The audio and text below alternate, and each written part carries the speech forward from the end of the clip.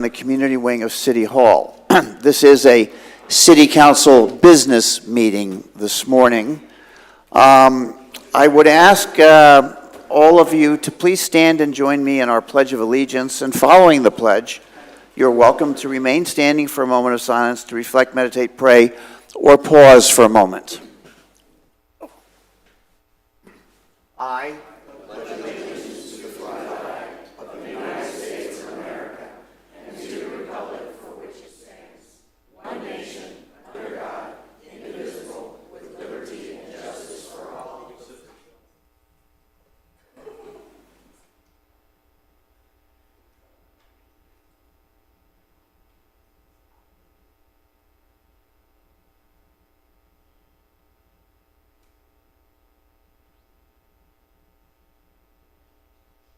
Thank you, everyone. Please be seated. I'll ask the clerk to call the roll, please. Mayor Present. Alton, Vice Mayor Danko. Here. Councilmember Gambaro. Here. Councilmember Clufus. Present. Councilmember Pontieri. Present. All members are present. Thank you. This morning, we're going to start with two proclamations, although one has been delayed. The second proclamation on your agenda was for Ms. Shirley Chisholm. The group has asked that we delay that until November the 12th, so it will appear on that future agenda. If I could now ask all of those related to the various domestic violence organizations and initiatives to please join me at the podium.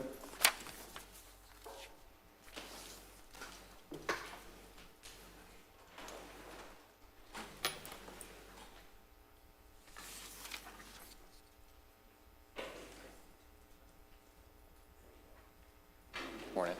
Morning. Good. Ladies, thank you for being here this morning. We were talking briefly about the proclamation a little while ago, and you know what we're going to be talking about is something that is a serious problem every day throughout homes everywhere in the world, quite frankly. And I was thinking, you know, how does that relate to the experience that we have all just lived through? And lo and behold, I find I don't have to say much, because if I just read the very first sentence of the proclamation, it goes like this: whereas home should be a place of warmth, unconditional love, tranquility, and security for most of us, home and family can indeed be counted among our greatest blessings. Tragically, for many Americans, their home is tarnished by violence and fear. And whereas family violence is a crime that transcends race, religion, ethnicity, and economic stature, with one of its greatest tragedies being its effect on our children. And whereas an estimated 4.8 million cases of domestic violence occur each year, tragically killing an average of 3 women every day nationally. And whereas the Family Life Center, the only certified domestic violence emergency shelter and rape crisis center in Flagler County, provided over 6,998 hours of services to victims in the past year. And whereas each October, the formal recognition of Domestic Violence Awareness Month allows the community to acknowledge and show their support for the victims of this horrific crime.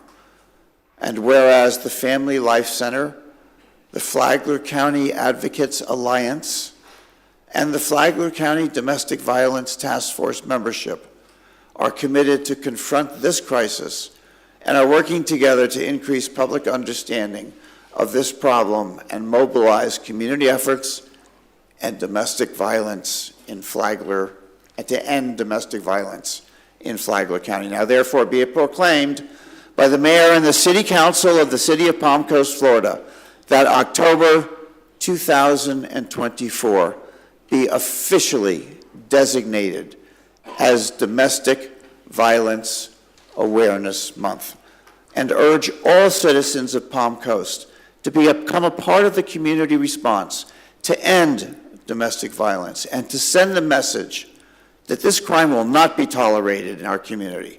As we spread awareness of domestic violence in our community during the month of October, we recognize that it takes an entire community to stand together and make a difference. Together, we can break the cycle and impact the lives of future generations. Signed today by myself and the clerk of the city of Palm Coast. So with that, I applaud the ladies that stand behind me and all of the folks that work with them to try to achieve this lofty goal. It should not be that lofty. It's something that we should be able to do, but we would have to all work together to identify it and find the right ways to cure it and rid it from our community. So.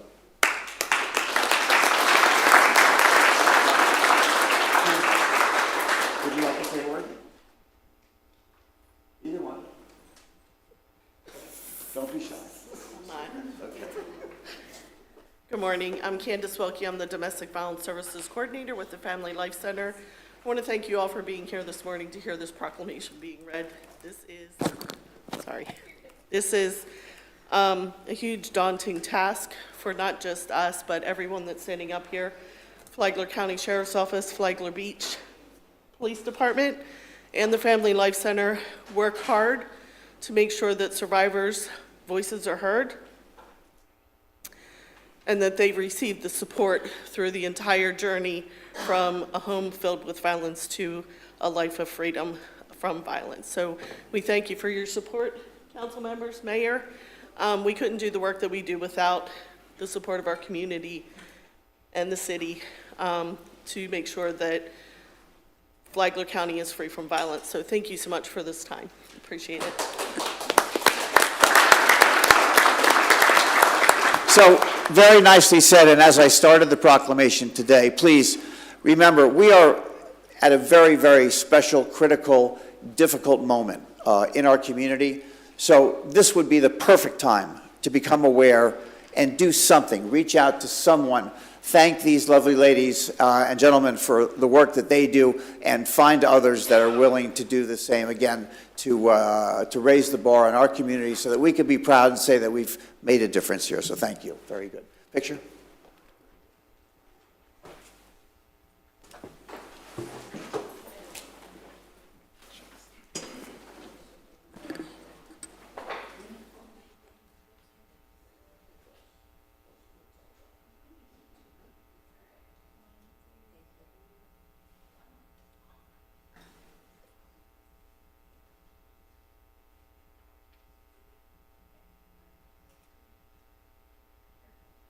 Thank you, ladies. Thank you guys for being awesome. See you. Ciao. Thank you so much. Yeah, absolutely. Thank you very much. I appreciate that. Thank you so much. Pleasure. Thank you so much. It's been a pleasure. Oh, you're going to shake today. Hands, 8 years. See ya. Thank you. Thank you so much. Here, me too.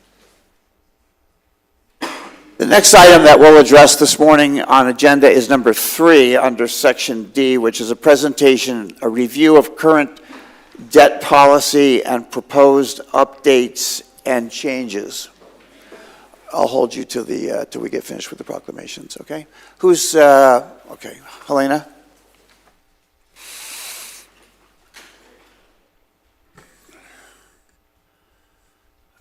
And this presentation is at the request of City Council.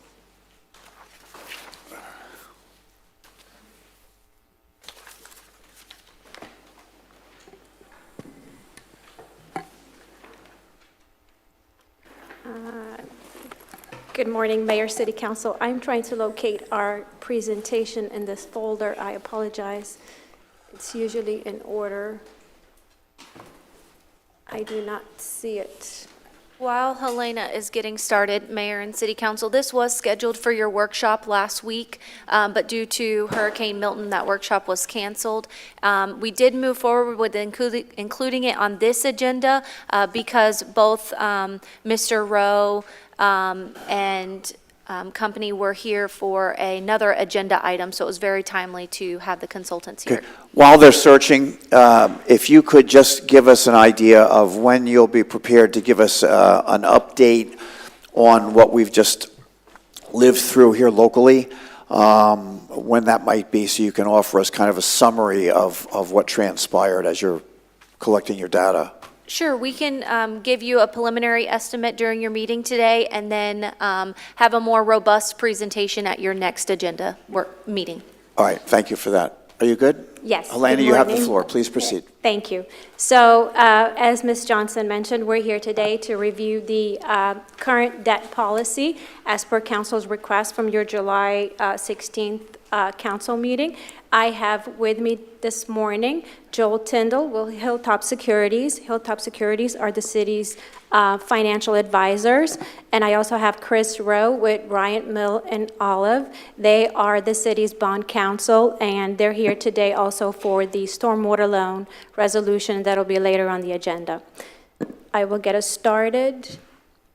So, as requested, we compiled a list of best practices recommended by the Government Finance Officers Association.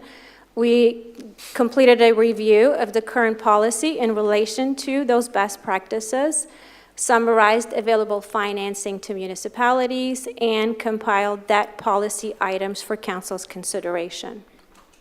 Now, the GFOA recommends the following as best practices: written guidelines and requirements that outline the process from evaluation to issuance to management of debt portfolio, utilize bond counsel and municipal financial advisors, the debt policy to be approved by council, establish debt limits, outline the accepted purposes of the debt types in relation to construction projects, guidance for investment of debt proceeds, budgeting of debt service payments, and process for monitoring refunding opportunities.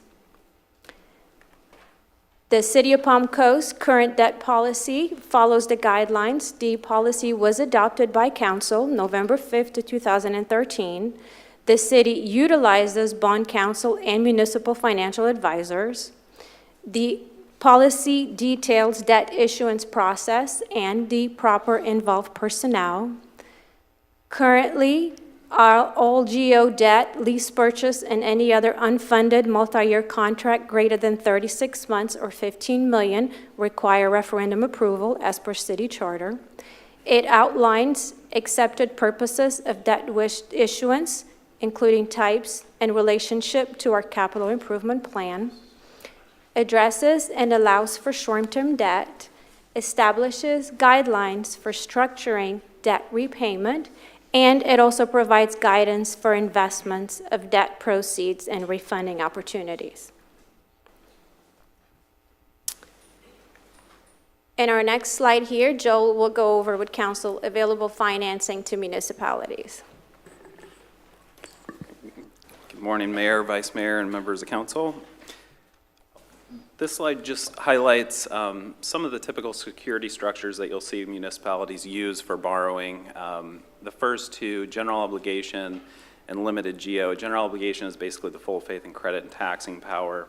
Ad valorem tax is typically raised to repay the debt. The limited GO is similar, but the level of the millage rate is limited in the amount that it can raise, or that you can raise. The top one, the general obligation, it's unlimited, so you basically raise the millage as high as you need to cover the debt service. A general obligation is one of the strongest credits for a municipality. Rating agencies view that as a very strong security pledge. Other security pledges, I'll just kind of run down the list. Dedicated tax or special tax, that could be like a half-cent sales tax in Florida as an example. It's a more narrow pledge, but it's still can be fairly strong if the level of revenue to the level of debt service is, that ratio is high. Another type of security, covenant to budget and appropriate, that's a broad-based, non-ad valorem pledge. That's, the rating agencies view that also as very strong. And I know we've talked about some of these before. The city's existing charter kind of prohibits several of these types of financing options.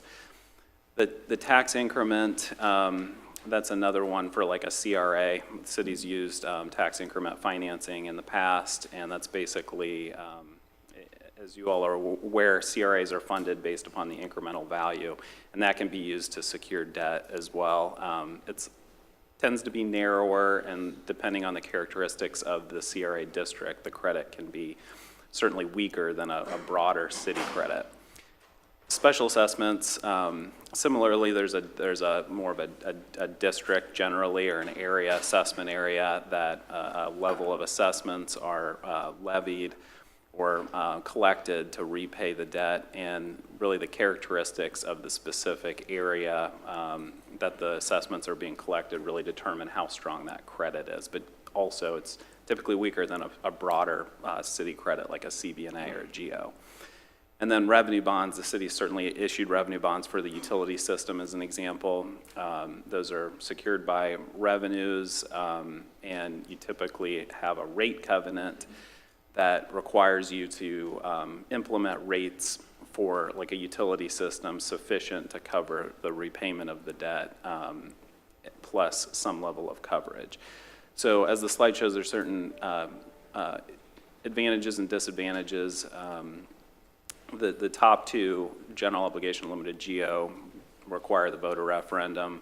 In Florida, several of the other ones do not.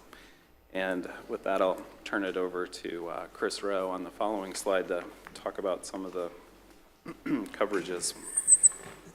Thank you, Joel. Good morning, Mayor and Council. So just very briefly, when a bank is considering making a loan to a city or a county, one of its primary considerations in making the loan is the source of security for the loan. In other words, if the city fails to make its principal and interest payments when they're due, what legal rights and remedies does the bank have in order to ultimately recover the money that it's lended?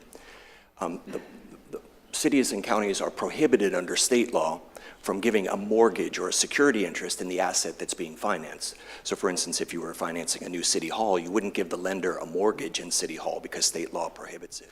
Instead, what you do is you identify a given revenue source that's available to the city, and you pledge that revenue source to the lender as its source of security. And Joel just went through some of the more common revenue sources that are pledged for security purposes. However, the bank also takes other forms of security besides just the pledge of the revenues involved. For instance, it might impose certain covenants, as they're referred to in bond vernacular, basically promises the city gives to make sure the lender ultimately at the end of the day gets repaid the money that it's making through the loan. And these can take many forms. These covenants, they're typically detailed in the resolution or the loan agreement with the lender. These are protective in nature. They're again designed to make sure that the bank at the end of the day is secure and being repaid the money that it's lent. Some examples are the document set, the resolution or loan agreement will have a promise by the city to always impose, for instance, utility rates at high enough levels to satisfy its operation and maintenance expenses, but also to be able to repay the debt that it's secured by the utility system. It requires you to set aside funds, in many cases, these covenants, where the money that's pledged for payment of the debt has to be set aside and restricted and earmarked, so it can only be used to repay the debt until such time there's enough money in the segregated fund, then you can use the balance for other purposes. The covenants oftentimes will require you to properly maintain the asset. For instance, if you're borrowing money to improve your utility system, you'll give a covenant to always maintain your system in good working order. An important covenant you give is a test for issuing additional debt in the future. So oftentimes a city, over the course of purchasing a utility system in the first instance and then extending it into areas that haven't been served before, or improving it or fixing it or maintaining it, it will incur a series of debt obligations. The bonds are loan undertaken at the outset to purchase the system. A few years later, some bonds to fix the system, et cetera. Typically, all of the lenders have equal priority as far as their security in the pledged revenues. So if there was ever a failure of the city's utility system to generate the revenues necessary to repay all its debts, all of the lenders get paid sort of on a pro rata basis, right? So if your revenues fail by 50%, you have that much less revenue to pay your debts. Each lender gets paid according to how much they're owed relative to all the others. So an important consideration then is for the lenders to make sure that you're not over borrowing and that you're not overextending yourself. So one of the common security features, these covenants I'm mentioning, to make sure that doesn't happen is to have a showing by the city each time it gets ready to issue new debt that its revenues are sufficient not only to pay the existing debt and operation and maintenance expenses, but the new debt as well. This is the so-called additional bonds test. And mathematically, it's relatively simple. It's all the revenues you have available to pay the debt over in the numerator and in the denominator the debt service requirements, both for your outstanding debt and the new debt. And it typically has to equal a certain number, and that can be specified either through local policy or sometimes through state policy, but it might be 1.1 times. In other words, your revenues have to equal 1.1 times the debt service payments. And again, this is just purely a security feature for the lender, so they feel more secure knowing that they're going to get repaid the debt at the end of the day. So does that, if I may, does that represent a cap or a limit or a control on every instrument or debt? I mean, it's always present in every financial transaction. Is that correct? Now, it may vary from lender to lender, but that control is never absent, correct? It is present in nearly all borrowings, but think of it in terms of silos as far as the source of revenue you're paying. If it's your utility system, there's going to be one protective covenant as far as your additional bonds test that applies to all the debt in that silo. If you have tax increment debt, you might have a similar structure to make sure you're not overextended on your tax increment. So it's very common to have this, but it might differ from revenue source to revenue source.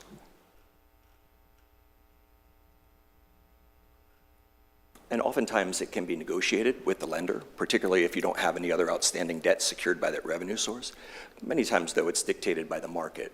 The lending market knows what it expects as far as security and what it needs in order to approve and underwrite the loan. So it might say to the city, well, we are going to require 1.2 times coverage as far as the additional bonds test. And again, that's a deal point. Sometimes it can be negotiated. Sometimes it's a hard number. The state revolving fund, which is administered by the Florida Department of Environmental Protection, they make low-interest loans available to cities to finance utility improvements, other types of improvements. They dictate and specify what their coverage ratio is. They don't allow you to negotiate that. In fact, they typically dictate all the terms of their loans, and there's not really much negotiation that goes on there. But very, very common to have this sort of protective feature in a loan. Questions at this point? I'm good. Does that answer your summary review? I'm going to wait until they're done, just to Okay, make sure sorry. I don't ask any Yeah, questions that are coming up, but I appreciate the opportunity. Councilman?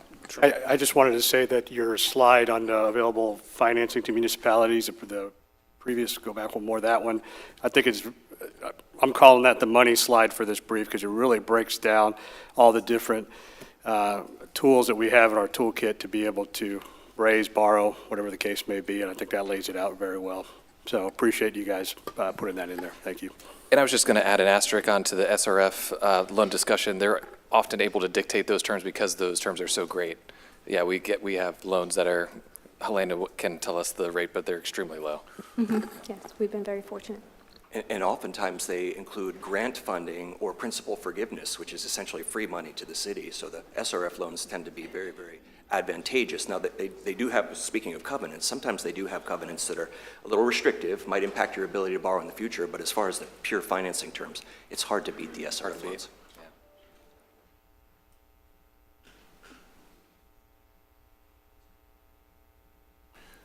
Oh, I'm sorry. I think I included here some concrete examples of the coverage ratios present in your existing utility documents. Section 20Q of your Resolution 2022-08, which is kind of the governing or master bond resolution for all debt you issue that is secured by utility system revenues. You have a master bond resolution, and then each individual borrowing is authorized by a supplemental resolution. That master resolution includes all of these protective covenants, which again apply to any debt that you have secured by the utility system in the future. The covenants are, most of them are laid out in Section 20.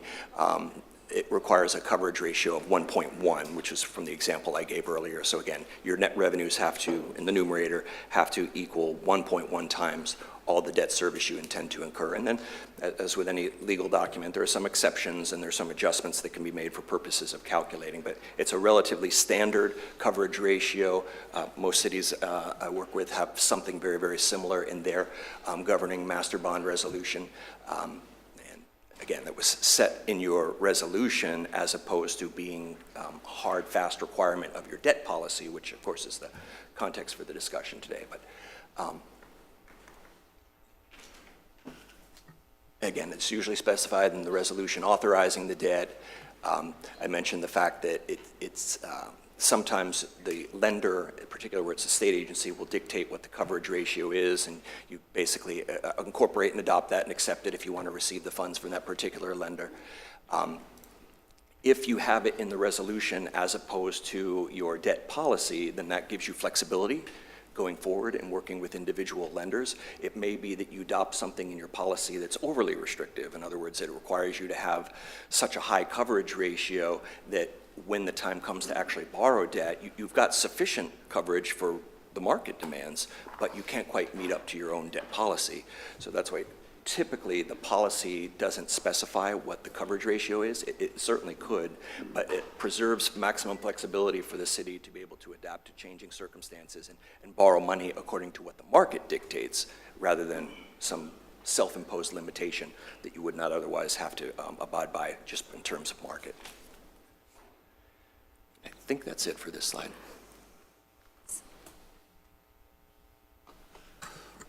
So that concludes your presentation piece. Yes, sir. that's Okay, so now I'll come back to city council members for comments, questions, and the Helena's group is looking for some direction.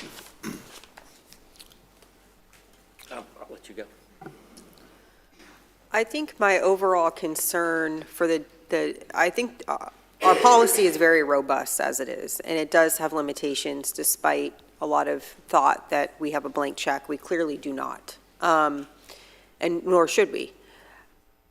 My concern is a reliance on future growth to pay debt. I don't like that.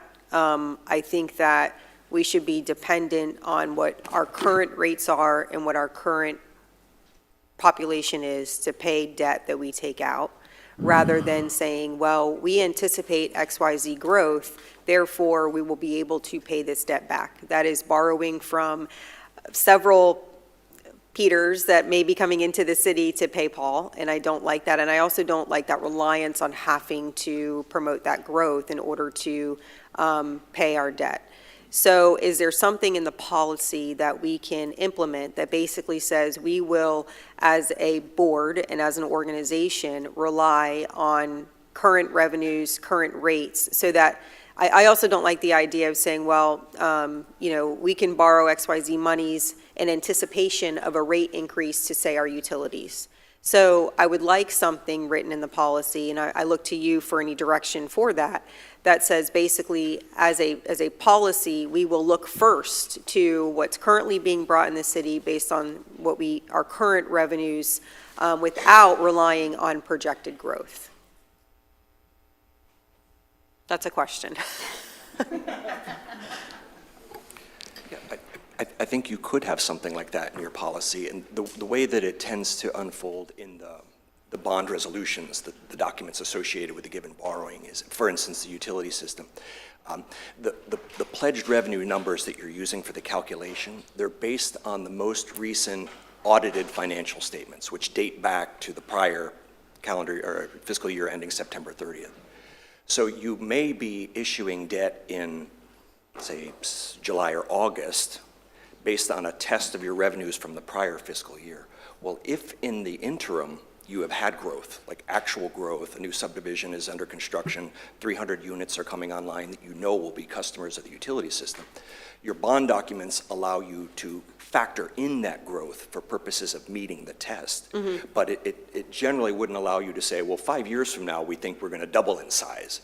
It's really just sort of a narrow window of calculating growth to give you a little flexibility, because at that point, you know these additional 300 units in my example are going to be revenue producing for the utility system. But sometimes in some debt issuances, in particular a publicly offered debt, which is where the bonds are marketed, sold to underwriting group, there is a feasibility consultant basically who comes in and analyzes your rate structure, what sort of rates you're going to need going forward over a 5 or 10 year period in order to be able to satisfy your debt service requirements. That feasibility study prepared in support of the bond issue might assume a certain level of growth over time, but they typically go very conservative as far as the assumption. And they might also point out that in order to satisfy the debt service, the city will have to adopt a 2% rate increase 3 years from now, a 4% rate increase. So the markets like to have some assurance that that rate increase is going to happen. A history of it having happened previous is good. If the rate increases can be adopted at the time that the bond issue is occurring, that's very strong from the lender's perspective, because they know that there's not really a likelihood the city will decide 4 years from now not to impose the 2% increase the feasibility study said was necessary. That said, sometimes because of the nature of the conservative assumptions, you may get to year 3 or 4 and you don't really need that 2% that was projected by the feasibility study. It might be only 1%, it might not be any percent at all. And so it's really case specific, but I think we could certainly take a look at the policy and see if we could build in something there that makes sure that we're being very conservative as far as assumptions of growth and not, again, overextending ourselves relative to growth that may never occur. Yeah, I would, and obviously I'm only speaking for myself, so we would need consensus from council to move in that direction. But what made this jump out to me was on the money slide that Councilman Gambaro pointed out, where it has all the different tools or instruments. There's one specifically, the tax increment, that says it's dependent on future redevelopment. So that's what, kind of cued me into the possibility that there may be the opportunity to rely on future growth, which I do not want us to do. Particularly if anybody was here during the last crash that this city went through, it's just too risky. I would too, just I think for the benefit of this council, the future council, and the public, if you could give a 3-minute, high-level explanation of how bond issuance works, I think that would be very beneficial.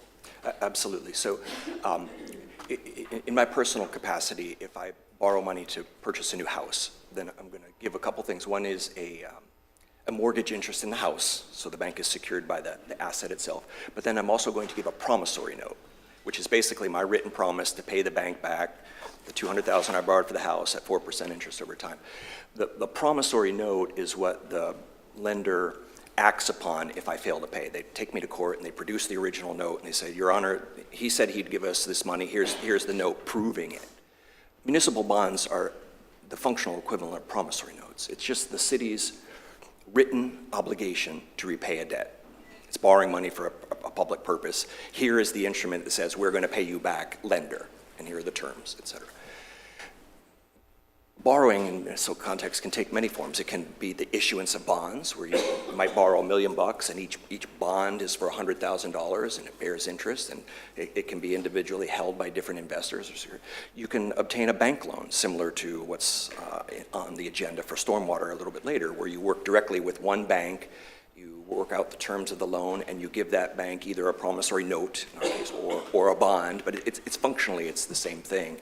And typically what happens is the city, when it identifies a need for capital improvements, working with its finance department, consulting its outside professionals, it will kind of conceive of the need for the project, and then, well, how do we get the financing in place to do it? Do we have available cash so we don't have to borrow? If we do have to borrow, what are the steps? Well, again, it depends on the way that you're borrowing. If it's a bank loan, you would typically have a competitive procurement process where you seek, oftentimes with the help of the financial advisor, banks to submit proposals, bidding essentially on the loan. They want the loan. Here's the terms they're willing to offer you. Oftentimes, the winner is the bank who's offering the lowest rate of interest. But there are other terms that can be helpful. And then once you have essentially selected your lender, you negotiate the exact terms, the loan agreement, and the resolution. Again, you'll see that in your agenda package for later this morning on the stormwater. But then you bring that resolution before the board, who ultimately decides whether or not to incur this loan. It might be that the board, when presented with the document, says, you know what, this isn't really the interest rate we were hoping for, or we feel like we're overextending ourselves, we want a shorter term. We're not going to approve this loan, in which case the loan dies.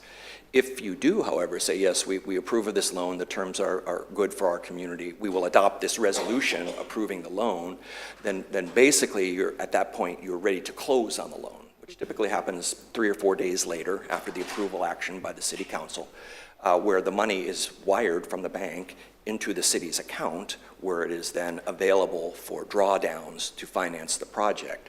There are some rules in place, primarily under federal law, that says, hey, when we get this pot of money, 10,000, 100,000, 10 million, whatever it is, we can actually invest it. So while it's in that account, it's not just sitting dormant, but it's actually earning a rate of return for us and making money that we can contribute to the project cost. Now, limitations on how much interest you can earn. It's generally, you can't earn more than what you're paying on the bonds, but sometimes the debt policy will govern that, by the way, the investment of bond proceeds while you're waiting to spend it. But usually the process for a bank loan, like the one we're working on now, doesn't take much more than about 2 months all in, and that's from conceiving of the project, identifying the need to finance the project, going out for RFP to obtain a bank or lending partner, structuring the loan with the lender, getting approval by city council, and then 3 or 4 days later actually closing on the loan. The publicly offered bonds I mentioned earlier, these are typically for larger borrowings.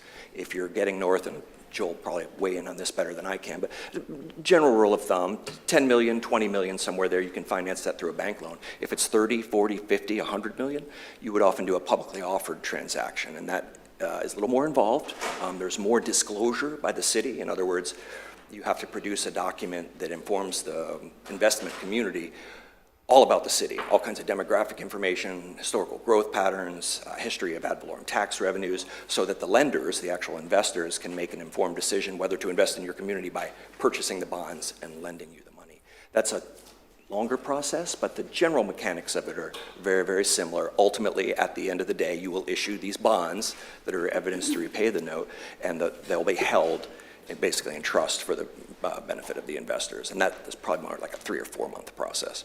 Whenever there's an instance where you're uncertain about your authority to undertake a given project or to borrow money for a given project, there is a court procedure available to you where you can ask the court system. You literally go to the judge, circuit court, and you say, Your Honor, we're prepared to borrow some money. We're going to finance the following project. We have the authority to borrow the money. We have the authority to undertake the project. Please sign off and give us judicial approval. What that does is so-called bond validation, is it gives you certainty of knowing in advance that you'll never be questioned as far as your legal authority to issue the bonds for that given purpose. In fact, we did this for the Old Kings Road project, 2005, 2006 We went to the court and we explained the nature of the project, the nature of the revenues we were pledging, and how it is that that particular loan complied with the requirements of the city charter, which generally prohibit unfunded multi-year contracts. In that case, it was secured by the assessments. There was a dedicated revenue stream to repay the debt. So referendum approval was not required under your charter, and the judge agreed. And that was really the reason why we sought judicial approval through the validation, just to clear up any question as to whether or not a referendum was required under the city charter. So that, in a maybe 5-minute nutshell. That's okay. is No, bond I issues. appreciate it. My last question is, and this is for, thank you for that, for Helena. In our current debt policy, do we discuss our ability to enter into public-private partnerships and any liability that we take on as a part of those?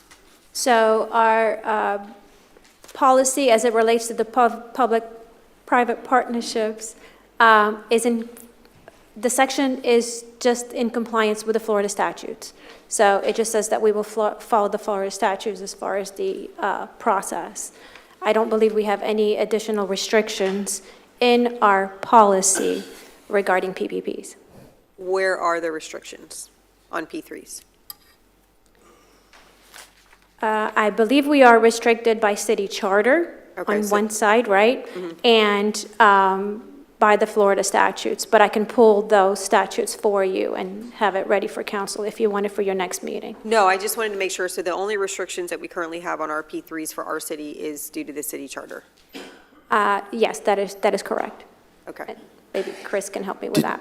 Did you have an interest in, I think, item number 5, the tax increment, in either rewording that or changing your point on redevelopment is well spoken. Now, they're looking for direction from us on how to upgrade, update the policy. Is that a good place to start? Well, I think the general consensus I would be looking for from us as a board is to say, in our policy, we want to make a policy decision that we are not going to pledge money based on revenues from future growth, generally speaking. I mean, or it needs to be, there needs to be some type of limit to it or something to that effect. Some more details to it. Excluding utilities or across the board? Because we can't exclude utilities. We wouldn't want our current residents to be paying for expansion of our utilities that is going to be servicing future residents, and that's why we've taken revenue bonds in the past. We don't have any general obligation debt today, and that's, the city has always been pay-as-we-go, and thankfully for the last 8 years, we've been able to continue that. But as far as funding utilities, I think that would start to get a little bit tricky. I agree with you, Mr. Kloufis, on that, because the utilities is a separate entity by itself. Yeah, utilities is separate, obviously, because we have new users coming on all the time. But I guess the reliance on future impact fees and the reliance on future ad valorem is my big concern.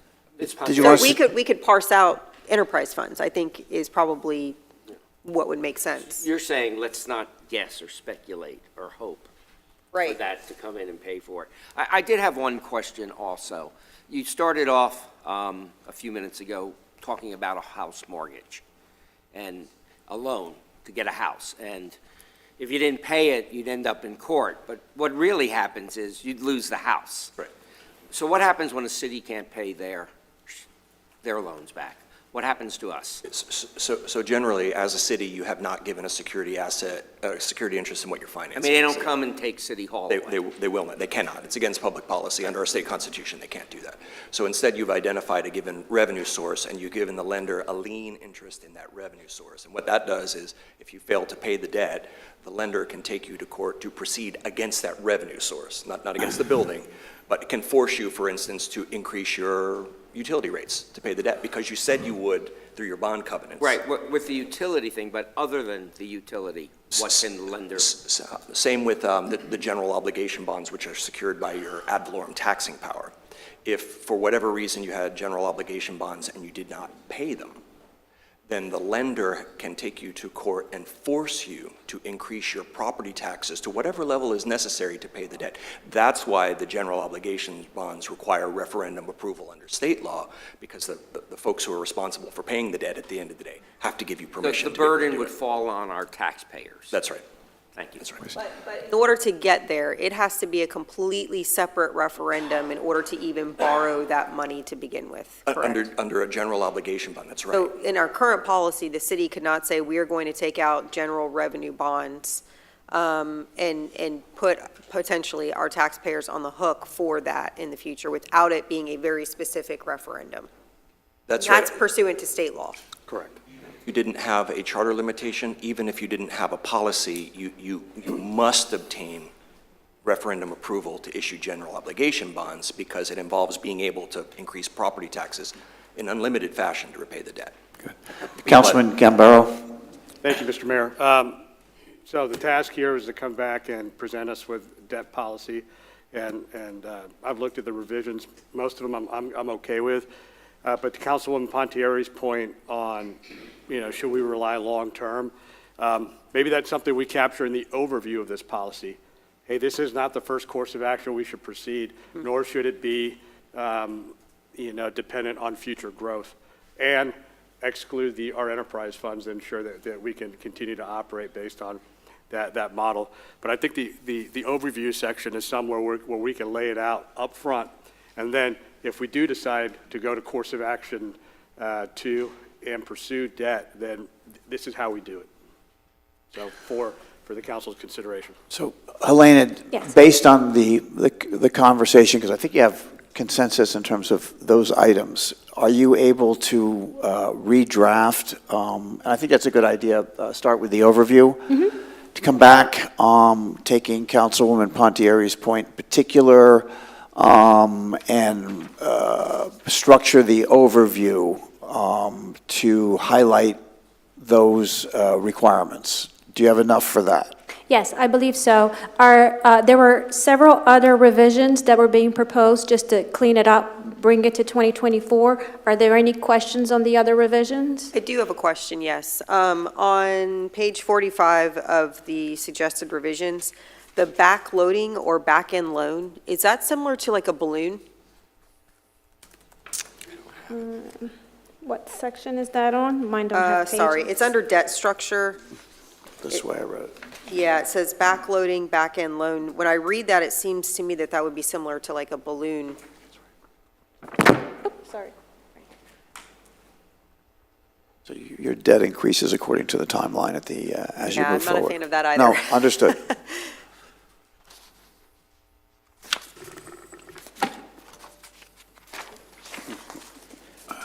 And I haven't had a chance to read through the whole paragraph just a second, but typically backloading is where the principal repayment is repaid slower than it would under a normal equal annual repayment method. So if you pay the same amount over 30 years, that's level debt service or level repayment.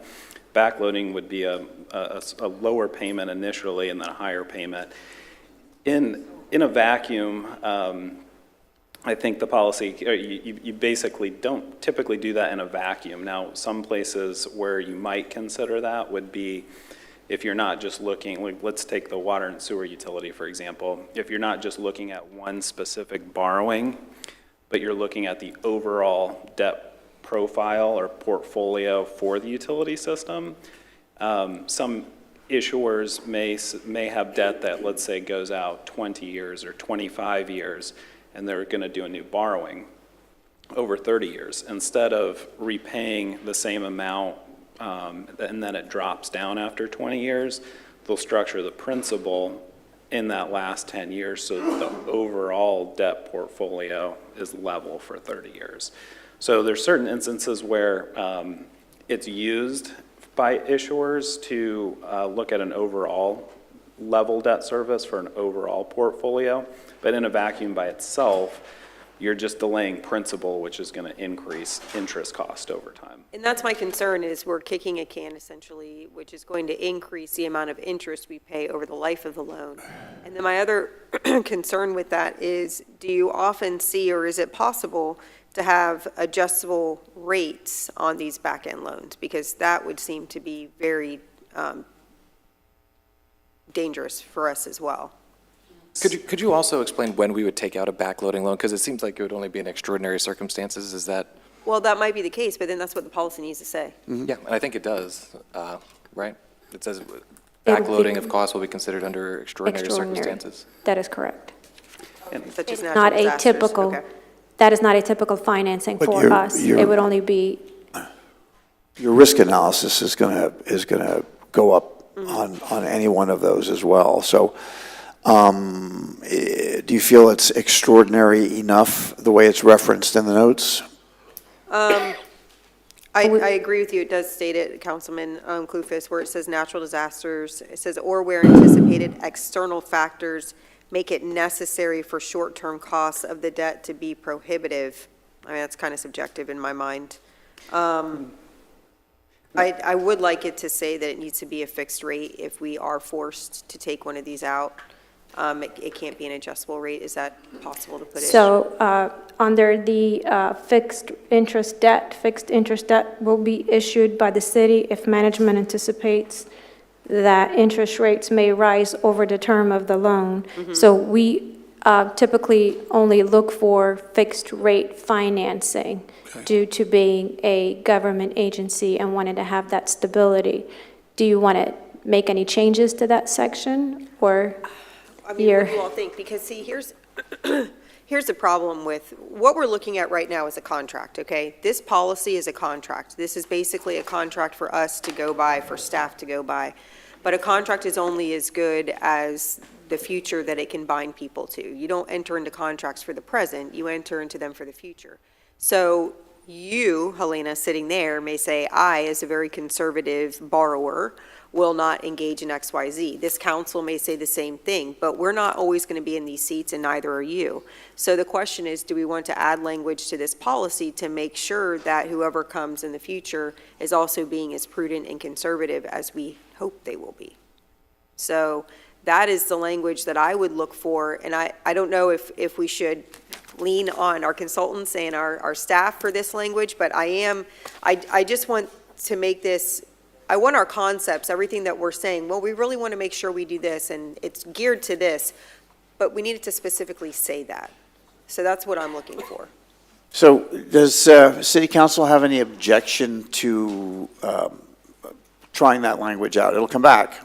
We can review it, but the fixed rate certainly helps the risk analysis at the end. It takes away some of the variables that we just can't know and sets a precedential conservative view for the future. Is everybody in favor of a language that would do that and let them come back and tell us?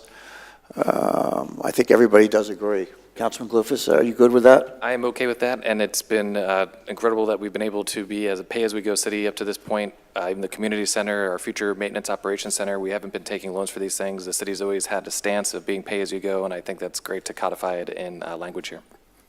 I just need clarification. Are the interest rates that you want to address just for the backloading debt or just for the backload? Okay, got it. Sorry, I have just one more. Nope, you're good. The subordinate debt. So I look at this as basically a second lien, and there's only two little lines in here. It says the city may issue subordinate debt if it is financially beneficial to the city or consistent with credit worthiness objectives and any bond covenants applicable to senior lien debt. I look at this as being very subjective again as to when we as a city decide we're going to take a second lien holder position, which is always risky. I would never give a second lien holder loan myself, but, so is there anything, well, first let me ask you this. Have we taken this position before in anything that we've done? And then my second question would be, is there any language that we could add to take this out of the subjective realm and put some more objective parameters on it to say, look, we are only going to do this if, I mean, it's basically risk adverse.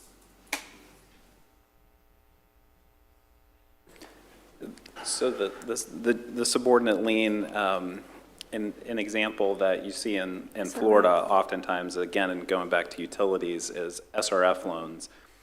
The state will often, especially the public issuance, take a subordinate position, which means that your separate borrowings, your bonds that you go out to the market are senior to those loans, which you potentially get better credit rating or better interest rates when you're doing your separate borrowing. Hey, real quick, for the public, those are the state revolving funds program. So it doesn't impact the SRF interest rate, and they're taking a weaker position to those revenues, which lets you separately borrow at a better position. Another instance where you might do subordinate on a general borrowing could be if you've had a particular bond issue or particular debt outstanding for a significant amount of time, or there's a master resolution that's been out for a really long time, and it has outdated or provisions that are negative to the city and are not current market. So sometimes an issuer will issue a new subordinate debt the next time they issue, and basically covenant not to issue any additional senior lien debt. So eventually that senior lien debt will go away and the subordinate lien debt will now become the senior lien. You want to tie it to a state organization? I don't think you have a concern about the state if we use the SRF and confine it to that, and again, extraordinary circumstances, anything other than that. Would that be the advice of bond counsel, or do you suggest that we add any language to this, or do you think it's sufficient as is in hearing the concerns? Mr. Rowe, do you mind just speaking into the mic so the audience can hear you? Absolutely. Thank you. So you could include additional provisions in your policy regarding subordinate debt, but the real detail regarding the actual issuance of subordinate debt is spelled out in for the utility system, the master resolution or the loan agreement you're undertaking. the interest rate is basically a function of risk from the lender's perspective. The more likely you are to repay the debt, the more favorable your interest rate. In a subordinate lien position, the lender is not nearly as secure, so you might end up, and typically would end up, except for the SRF program, paying a higher rate of interest if you're issuing debt on a subordinate basis. Right. And then you would see that higher rate of interest and you say, well, gosh, our senior lien debt is at 3.5%, the subordinate debt is at 5%. Maybe it makes sense to not do the subordinate debt or to abide by the covenants in the master bond resolution for the issuance of subordinate debt. If the lender is willing to take the subordinate position, then it's not a negative from the city's perspective, other than you might end up paying a slightly higher rate of interest to get it on the subordinate basis. Yeah, that's what you usually see in second loans, because they're taking a risk, right? That's So right. they have to have a higher interest rate. That's right. Now, but for that, those loans still have to come before this council, right? That's right. So- Always, absolutely right. Okay. Do we have bond insurance currently? I don't recall whether we did that for the utility system. I have to verify that for you, because we refinanced the existing utility bonds in 2021, but we did not increase the principal. It was But we did straight save millions of refinancing for dollars. savings, $8 million, that is correct. I might have to look it up. I don't believe there was bond insurance. Typically, bond insurance is obtained on an individual financing. Okay. At the time you do it's an individual public bond issue as you do that bond issue. If it makes economic sense to use bond insurance, that's when you make that decision at the time you're going to market. Basically, you're paying a premium and you're getting that insurer's credit rating on your bond. So if that premium is less than the value that you're saving by lower interest, then you may purchase bond insurance. But that's really a bond issue by bond issue decision. It's not like an umbrella? No. Got it. No, Okay, thank no. you. And I think because you it more was a comfortable. refinance, it was a straight refinance and the rates were really low, I don't believe we got any. But I can verify for you. Okay, thank you. Yep, you got it. Questions at this point? Well, I'm going to put this out to the public now for public participation, because then we have another presentation following this. I don't want to confuse everybody. Any questions before I do that? So let me just go through requirements for public participation. We'll talk specifically about this issue at this time, because it is complex. In order for city staff to be able to respond to your questions or concerns, please fill out a comment card with your contact information. The comment cards can be found on the table near the agendas or available from the communications and marketing director seated in the back. Anyone wishing to speak may approach the podium, provide their name, and may speak for up to 3 minutes. Please direct all comments to the mayor, be concise and to the point. Avoid delaying or interrupting the proceedings, and do not make any irrelevant, impertinent, or slanderous comments. Any person who becomes disorderly may be barred from making any additional comments and may be removed. So I would invite anyone that has a comment to go on the record regarding the review of our current debt policy and the proposed updates and changes that were just discussed. Please, you're welcome to come forward to the podium for 3 minutes. Yes, ma'am. Okay. Good morning. My name is Chantal Pröninger, and I want to make sure I understand what you're talking about because I got late. The loan you're talking about, is that for the infrastructure? Is it for the water and the roads? What is it? It's a general question in terms of what would these financial instruments, what have we used them for in the past? Common forms of projects that are financed this way, a new road in a neighborhood, a main thoroughfare, sidewalks, stormwater and drainage improvements so that the roads drain better after a storm event. Utility system improvements, we're extending lines into a new area or upgrading and improving utility assets that have become obsolete over time. They can be used for really a whole range of capital improvement projects that are for a municipal public purpose. And the presenter will be available to you if you have more specific questions. Does that include the water plant? I'm sorry, I don't.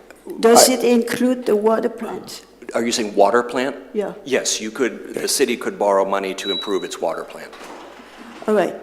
So here's my question. Why are we in need of borrowing for all those things, and particularly the water project that should have been a priority years ago in the budget? The parks, recreation, even the splash park went through, but not the water plant and the streets. Alone, that magnitude is not only going to affect the taxpayers now, but also our children. And what else I wanted to say? I'm going to ask you, because I'm not sure I'm clear on the question, if I'm going to ask you to go through the question with Brittany in the back so we can get you an answer for your question. Okay.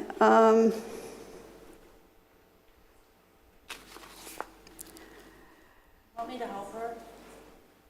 She's asking if this is for... Wait, yeah, all right. Sorry, I'm Mary. She's asking if this is covering all the water parks and all the other infrastructure buildings that we might... So I think the answer from the gentleman before, it could be for any of those things. It covers the gamut. No, I'm just trying to keep yeah. I want to know what's the plan for the water plant. I mean, we had... So this is we had this week. Okay, it appeared on Facebook over and over that the capacity of the water plant is 6.8 million of water, and we've reached 17 million gallons with a risk of overflowing the plant. So, I'm fine. Yeah. So what we're discussing now is the general policy from which those kinds of things could then be decided. So we're talking about the policy, not the specific items at this time. Okay, so that means that would not necessarily even be included? Mayor, if I can, their wastewater treatment plant 1 is a future agenda item. Yeah. So if you hold, we have an agenda item coming up which will address the specific details of your question. Today? Yes, today. Okay, Yes. sorry. Thank you, that's okay. Yes, sir. Yeah, either one.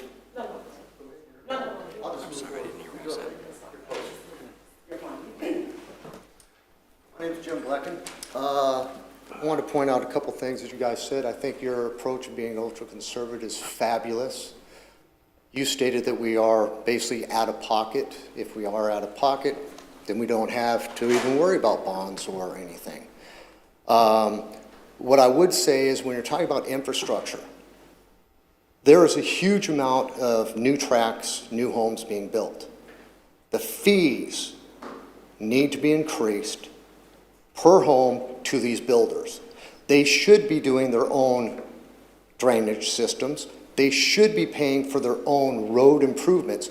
That road improvement doesn't end at their 200 acres. That impact goes throughout the entire city as well as the highway. Those fees need to be increased. They impact the schools, they impact the fire department, paramedics, police, and the fees here are not sustainable with the amount of growth that is happening. And it's going to crush us. And it already has started to crush the infrastructure because the proper drainage was not put in citywide. And that's all I'm going to say on this one. I'll be back for later. Thank you. Thank you. Is there anyone else okay. Is there anyone else? Let's give everybody their fair shot at the mic. Go ahead. Yes, my name is Mary. I'm just concerned that who's going to cover this after disaster here in Palm Coast?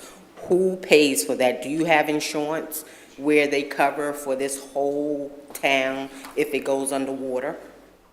Who has to pay? Does the taxpayers pay for? It's a very big question. It's a good question. I am going to ask you to offer your question back to our communications director so that we can answer you properly, because it's not a simple answer, and I want to make sure you get the answer in a complete form, and the gentleman will help provide the answer to you, for you. What gentleman? Yeah, and if, Brittany, if you'll, there you go. Okay. If you would do that, thank you. Anyone else? Yes, ma'am. Good morning. My name is Mary. So I recall 2 years ago that Sheriff Staley had needed more money to retain more officers, right? And they did this huge study from Jacksonville where they said that we were already behind so many officers, we need to catch up. I can speak for myself and my husband, my family, and our neighbors, where 100%, if they needed to increase our taxes, do it. Don't homestead my house. Do whatever we need to make sure that our kids in school and our community is safe. The issue is, we're talking about infrastructure and building and borrowing money for all these things that should have been taken care of to begin with.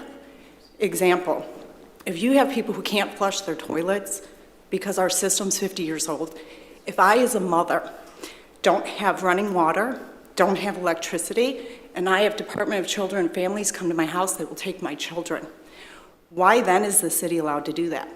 If we're going to look at infrastructure, it's 50 years old. We heard you on the radio, sir. We should have been working on this a long time ago. Not a splash pad that takes 3 years and $10 million and 50-plus construction workers. My kids don't care about a water park. They care about flushing the toilet. Do you see my concern? And us to borrow more money, nobody is going to support that. I hate saying it. They're just not gonna. We don't have our faith in our city anymore. We are starting to lose it. That's a fact. And to watch your neighbors almost flood because our infrastructure is not where it's supposed to be. Our house came within 2 feet of flooding. We have no help. Get flood insurance. Okay, we've discussed that with State Farm. It's covered through FEMA. In order for it to be covered through FEMA, we have to have 2 acres of a flood zone. Okay, well, if it floods, that's going to happen, right? My house is on 3/4 of water. Well, you bought there, you should know better. We don't, because the infrastructure that the city built to the runoff to the side of my house is 20 feet. Every other runoff is 40 feet. Why is mine 20? Call the city. We did. It's been 3 years. And the flood waters rise each time. We sit in our backyard with a stick in the back that my husband made to watch the waters increase, to watch the city's trees that are almost hitting my power lines where my daughter sleeps in her bedroom. So either a tree's coming down or we're flooding. Then evacuate. We shouldn't be forced out of our home because we're not being protected with our tax dollars. Again, that we wouldn't care if there was an increase. If there was a guarantee where the money's going is where it needs to be. That's all. Okay, thank you. Next, all right, next speaker, please. Thank you. Thank you.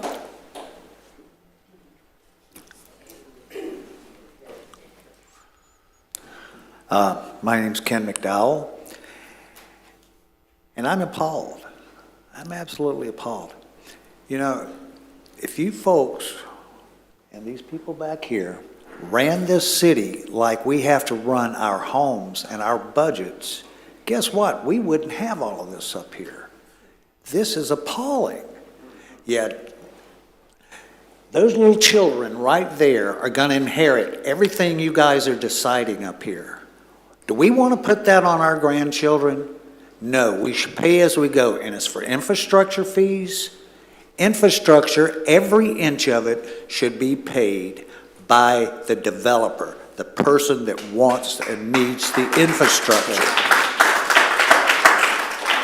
This is, again, appalling that you would confront. You want to increase our bonds, the bondability or whatever you want to call it, to unlimited. Right now at 36 months or $15, $16 million, that amount, that's doable. You want to do impact fees? Do impact fees and make the developer who wants this pay it, not us, because those children over there and all the others do not deserve what you guys are proposing. They don't deserve it. They will wind up eating it, and guess what? As time goes on, more will be piled on them and their children and grandchildren. Excuse me. And that's all I have to say. Thank you.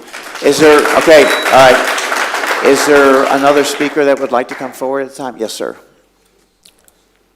Good morning, Jeremy Davis. The three of you shouldn't vote on any policies. Are there any other members of the public that would like to address me at this time? Yes, sir. No. Okay. Seeing no one come forward, I will, oh, gentleman here.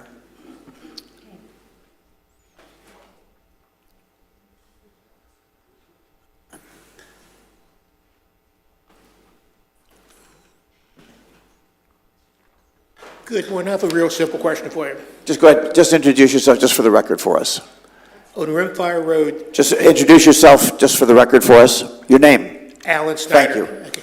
On Rim and Fire Road, they put up a sign that the road construction would be October 12th at night shift. Why are they working during the day? All right, if you'll, I'll get you an answer to that question if you'll pose that to the communications Okay, director in and- the back. Okay, I have one more Yeah. real simple question. On the stormwater, I turned in the claim in January. They finally showed up in June. The swell needs work. If they're too busy to do the work, why don't they sublet everything out? Okay, thank you. You know what I'm trying to say, right? Yeah. Might I just suggest that we save regular public comment for public comment, because we are focusing on this one issue. Yeah, We're I'm trying to keep it we're trying confined to as get best it we can. off track Yeah. here. No, I And understand. there'll be time for public comment on any issue once we get through this item. Yeah, I'm trying to keep it close to the presentation that was made, but I appreciate your comment, thank you. You know, I don't want to flood out my house Right. because stormwater is too busy to Right, do their job. okay, thank you. Sublet the damn work. Okay.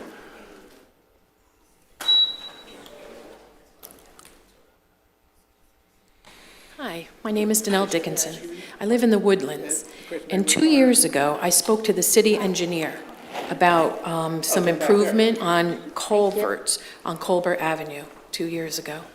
I was told it will be fixed, it will be addressed. And I just want to mention that this was after the storm. It wasn't during the storm, it was flooded after. So I just wanted to make that and question why after 2 years. But you're asking about money and, putting more money, but it was told 2 years ago it was going to be fixed. So now, after 2 years, there was a controlled flooding again. I want to know why it wasn't fixed. I was called, and I have a phone, I have a conversation that I'd like to play with the city here. Just want to understand one other thing. They are draining the water treatment plant right now, but they are aware that they are causing us to flood. Correct, yes, they're aware of that. Okay. And are they going to stop it when it gets to inside someone's house, or what? At this point, we just have to wait for the water to recede, is what they told us. Okay. I don't have any other information. Okay, and you told me to call what now? Who to call? Because if my house floods? If you're not able to get out and you're having a medical emergency, you have to call 911. Okay, but I'm saying if my house floods and they knowingly are flooding our houses, who do we call? So, You can call the risk management number I just yeah, gave you. let's, why don't you, if you would, share that with our communications director in the I back. totally will, but So- I just have another question Go about ahead. it. You sent pump trucks to us to clear out the water. Why didn't you send the pump trucks to the water treatment plant to pull out the water? So, that's a question they can best answer in the back with some detail, Okay, okay? with the money, I just was Yeah. hoping that they'd fix it. Okay, thank you. Thank you. Next, and I'd like to the Vice Mayor's point, let's keep it, the communications director in the back. We're talking about the debt policy now. I know the rules, sir. Candy Stevens, Flooded in Flagler. There's a lot of new people in the room. We're only talking about how they're borrowing money right now. You'll have time to talk about the flooded yards, which are more than 3 and more than a handful later. What I heard was how we're going to borrow money is limited because of our charter. Our charter says $15 million or 3-year turned out before you have to come to us to ask. What I'm hearing is we have a block, because you guys want to borrow more, is what I heard her say, because the only block is the charter. That's where this bond issue is coming into play.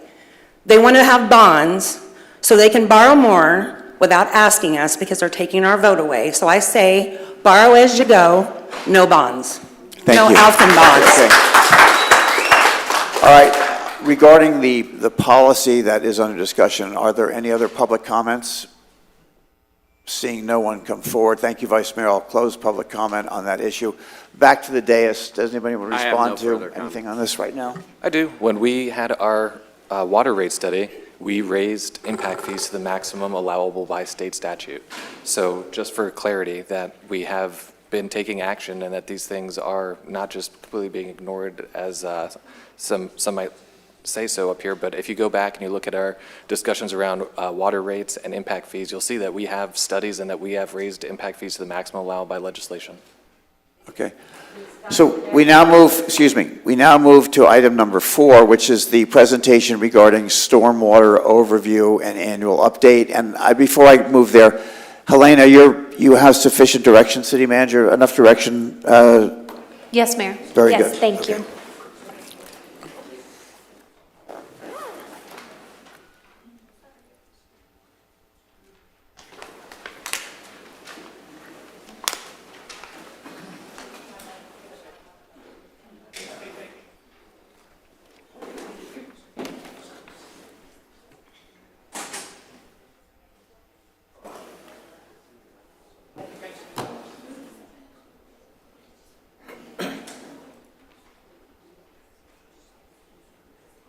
Got to find our presentation now. There it is.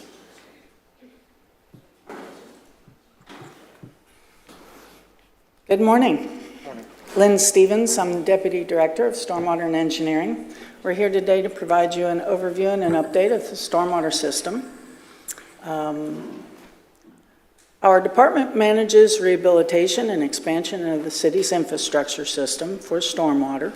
Much of the original infrastructure, stormwater, utility, roadways, were installed during the initial development of Palm Coast that began in 1970s. We focus on keeping the operation of our infrastructure systems functioning by addressing and rehabilitating the aging infrastructure, but also addressing current and future growth of the system. The staff is comprised of 92 full-time staff with 4 areas of focus, and this is for stormwater and engineering departments. The focus is stormwater, utilities, transportation, and parks and facilities. Today we're going to be addressing just the stormwater section. So the purpose of stormwater staff is to provide superior flood protection for our residents and their property through maintenance, improvement, and innovation. The purpose of the engineering staff is to provide unsurpassed support and protection of our community through collaborative and technical methods to manage public safety and the quality of life.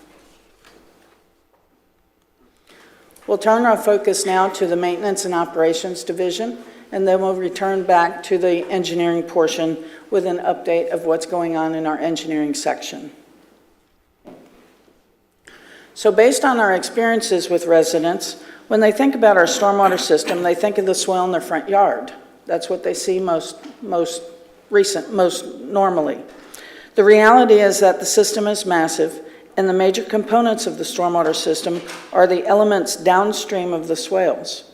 It takes a small army of people and equipment to keep the system maintained and functioning. The system operates like an inverted pyramid.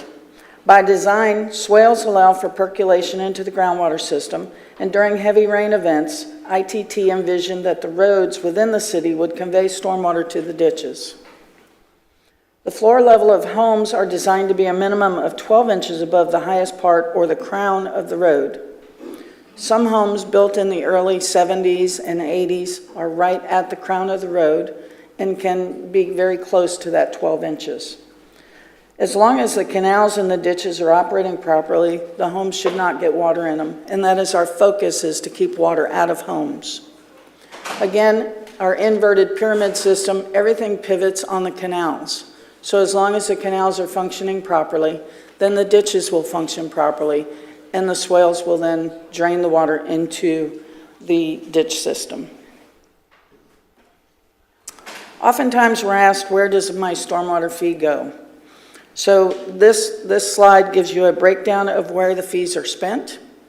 The highest percentage of funds are spent on swale maintenance, and this is based on FY 2024 budget. In 2021, an inspection fee study was conducted to compare the cost of various review and inspection fees charged against actual costs to conduct those tasks. Staff is in the process of updating the model information and will present findings to the City Council in the near future with recommendations. In 2023, a comprehensive stormwater rate study was conducted, and the fees for service was adjusted. That rate study set the stage for future projects as well. The stormwater operations staff worked very diligently to provide prompt and effective service to our customers, trying to limit the downtime and maintaining a safe operating environment for our residents. They measure success using key performance indicators. The goal is to limit the amount of reactive work as much as possible by being aggressive in our proactive work. This entails completing preventive maintenance, condition assessments, and scheduled downtime that minimizes the impact of our city's day-to-day operations. This graph shows the number of inspections that we performed over the last 3 years. The inspections include not only new construction, but seawall replacements, seawall installations, patio installations, pools, right-of-way work such as Metronet, AT&T, new home construction, regrades, as well as re-inspections for any of those activities that are permitted within our city. The recent changes in our engineering technical manual, which was in February of 2024, resulted in more staff for each review and inspection of new homes being built. In 2021, a fee study was conducted of those costs to perform these inspections, charged versus the actual cost to conduct the task. Today, again, staff is in the process of updating that model information, and we'll be presenting those findings to the city in the near future. This graph shows the number of Palm Coast Connect cases that Stormwater Department addressed in fiscal year 24. Primarily from resident inquiries and requests. We had quite a backlog of swale inspections prior to this year. This year we've had 2,665 new cases opened in FY24, and we resolved 3,277 cases in FY24. And we currently have approximately 272 cases open in our queue to be addressed. Those open cases also include the 170-plus infill lot cases that are still open.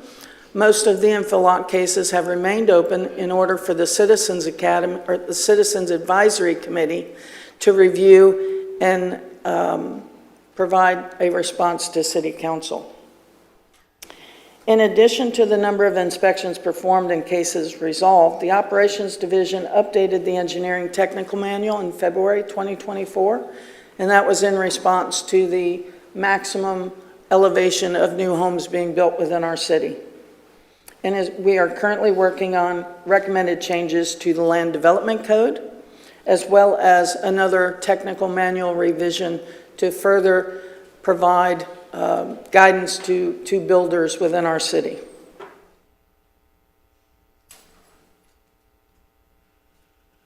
Canal crew. The canal system, again, is the base of our stormwater system. The entire city drains into the canal system prior to finally discharging either into one of the swamps or into the intercoastal. A failure or major blockage in the canals affects the entire system. That system is also affected by high tides. So oftentimes the system will back up a bit if the tides are extremely high during a major rainfall event. As approved in the 2023 rate study, a freshwater canal crew started on June 1st, 2024. It's the first dedicated canal crew the city has had. This new crew maintains 58 miles of freshwater canals throughout the city. Again, the backbone of our stormwater system. And they include overseeing our weed control contractor, maintain the area and equipment of the 14 weir sites, and the pump station on State Road 100. They collect water quality data and they maintain the access points to the canals. They'll clear high spots and respond to citizen concerns about the canal system. Prior to this crew, very minimal maintenance was performed on the canal weir systems. Work was reactive, not proactive, as it will be proactive with the new crew. Prior to 2019, our level of maintenance for the 177 miles of ditches throughout our city was simply to mow tall grass, primarily with the use of prison crews. Since then, a designated ditch crew has been added with specialized equipment dedicated to excavating ditches to restore them to their original design and capacity. We still utilize prisoner work crews for ditch mowing, although it is different than what we utilized before. The crews are much smaller because they're just not available the way they were prior. The schedule for ditch mowing is every 6 months. That is our schedule for going through ditches throughout the city. We do herbicide treatments to further help retard vegetation growth, and that was recently added to many of the ditches throughout the system. These efforts have had a positive impact in the overall function of our stormwater system.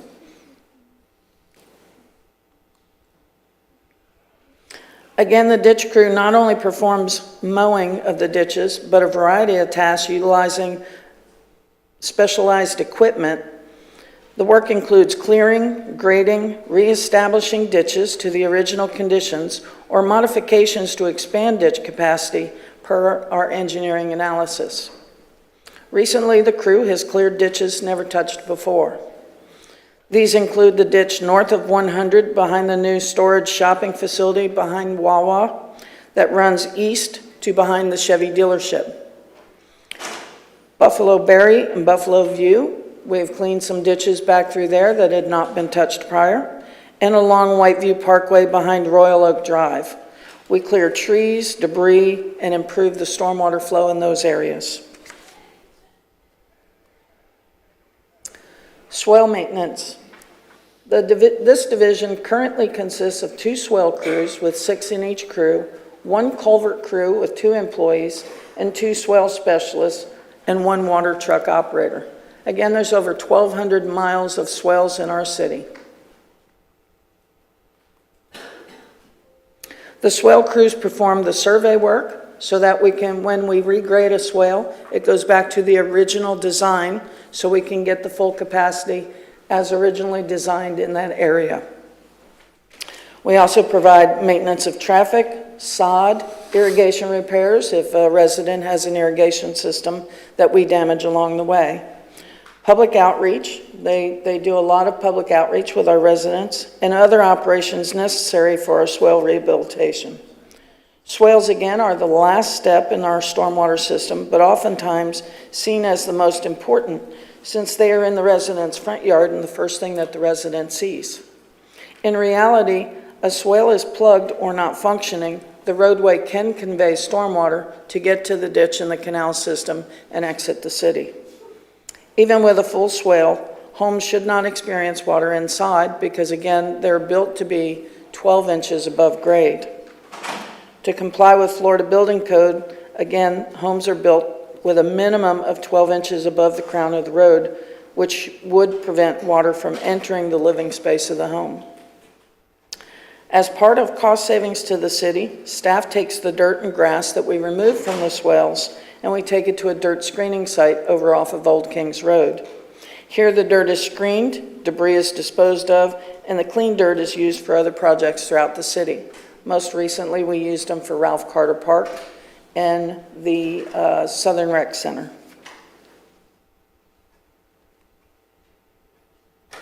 Historically, swale maintenance included regrading the full swale run, which means from the highest part of the swale to the point of discharge, whether that's a catch basin or a ditch.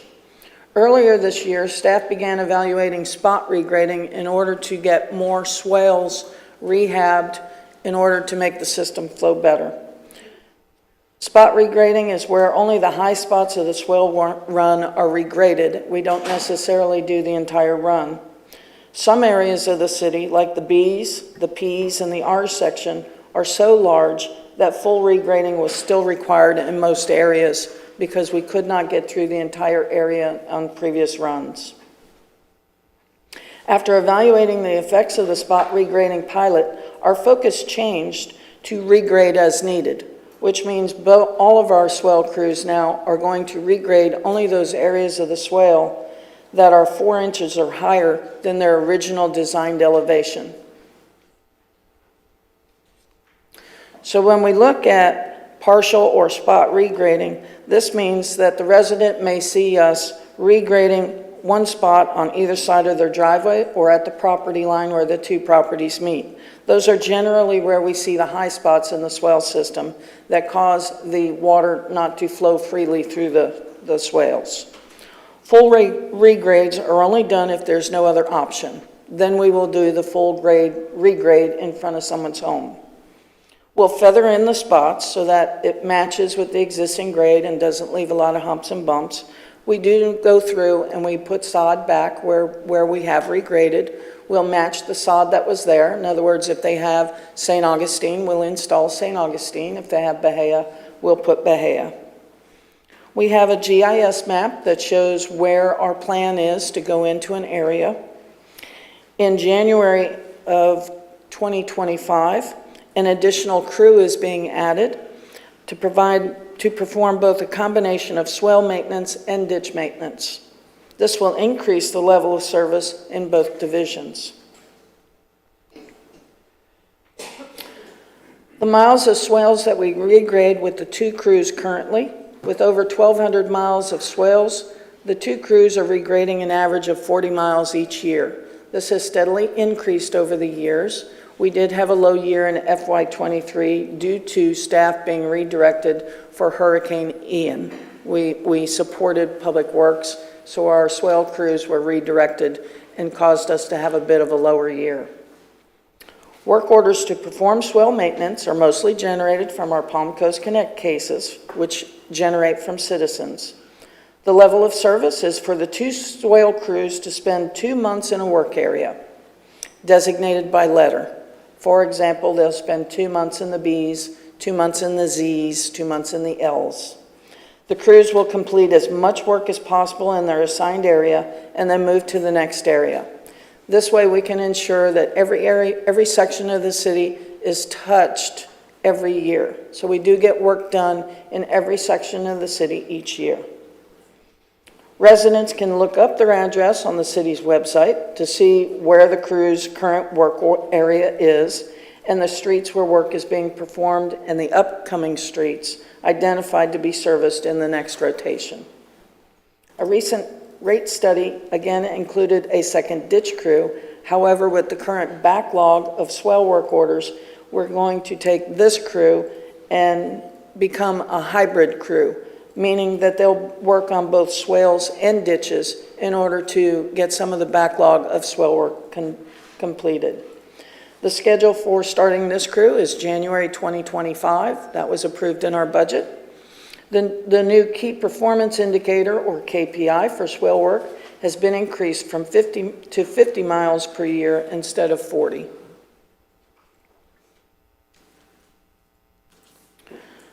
Sometimes the swales are fine, but the pipe under the driveway is a problem.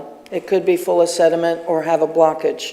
Under City Code of Ordinances 24-162 of the Land Development Code, Chapter 11, the culvert is actually the homeowner's responsibility to maintain and keep clean. However, over time, those pipes fill up with sediment and blocks or restricts flow to the entire swale run. Cleaning the culvert pipe requires specialized equipment. The culvert crew cleans and documents the condition of the pipe through videos, so they'll take photos, videos, and evaluate each culvert, driveway culvert, as they go through the system. In the FY25 budget, City Council approved adding a second culvert crew to double our cleaning activities from 3,300 each year to approximately 6,600 culverts cleaned each year, and have more impact on the efficiency of our swale system. The culvert crew will also be used to remove some of the high spots in the swales next to the driveway culvert to help improve the swale system. A new vacuum truck has been included in the upcoming equipment loan later in this agenda. Another important component of our stormwater system is pipe maintenance. These pipes connect the swales and ditches and the canals between or across the streets to keep the water moving. With over 3,300 pipe locations and over 1,700 catch basins, the pipe crew typically replaces about 50 locations per year and just under a mile of pipe per year. Our pipe crew is out repairing or replacing aging infrastructure daily. By having city staff performing this work, we can now be more proactive in finding and fixing issues before they become larger problems. It also allows us to make any repairs quickly instead of having to wait for a contractor to be brought on board. Issues are now addressed in days, not weeks or months. The biggest challenge they face is to stay ahead of the pipe failures. Again, the pipe crew performs a variety of projects. They range from replacing of 15-inch pipes under a residential roadway to the replacement of 48 or even larger pipes under major roadways, as well as replacement or modification of the stormwater structures, concrete spillways, and head walls. In addition, they install new larger pipes to replace existing or install new pipes as part of the stormwater improvement project. Coordination with various utilities, maintenance of traffic is critical for the work that they perform. Each year, emergency failures continue to increase. Some major work that we've completed are Laguna Forest. We did some work along Laguna Forest Citation, Lindsay Drive, and Pritchard Drive. Performing this work in-house is a cost savings in lieu of contracting the work out. And so far in FY24, the pipe crew replaced 4,311 linear feet of pipe. Contractors are used to perform the concrete and asphalt repair work after the pipe work is completed. The recent stormwater rate study includes bringing this concrete and asphalt work in-house in FY26 to expedite the completion of jobs and save money. So a little bit of an overview of what we've accomplished and where we're going. Many of the proposed staffing additions are related to the approved stormwater rate study. The new personnel and equipment will help our department meet the strategic action established by our City Council. Staffing needs continue to be evaluated to address regulatory, organizational changes, succession planning, workload, efficiency, and the level of service. And you'll see the equipment loan that'll be coming up as another agenda item, and also the equipment purchase. So for this section of the presentation, I'm going to turn it over to Carmelo Morales. He is our city stormwater engineer.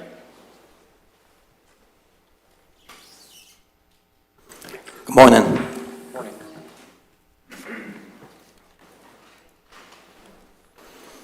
All right, so the Stormwater Engineering Division within the Stormwater Engineering Department consists of 5 employees, right? Stormwater engineer, 2 product managers, and engineering technician. Essentially, the 3 primary functions are oversight implementation of the city's capital improvement project, performing technical reviews, and new developments and permits, and providing oversight and assistance regarding stormwater maintenance and operations, which is what Ms. Stevens was just talking about. Engineering staff manages roughly, it varies from year to year, 15 projects, utilizing various means of funding. Sometimes it's grants. There are other funding sources. And this slide just essentially depicts what the upcoming FY25, the budget year we're on. And it just provides like a snapshot of how, that dollar amount, that budget is divvied up, right? You can see the construction capital improvement projects being the major area where that money is going into, followed by pipe inspections and replacement and lining.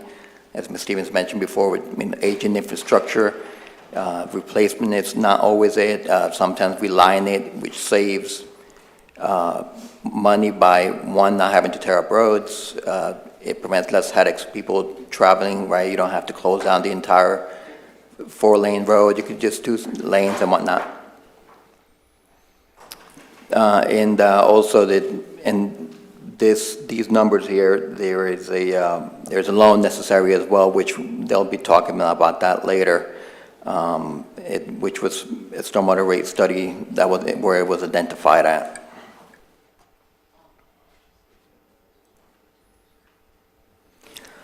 And this side, speaking of the loan, right, it just depicts what percentage, right, what the breakdown is of the project types for FY25 loan. See, with conveyance improvement being the major part, pipelining, again, being the second one. We got freshwater canal, pipe replacements, capacity improvements.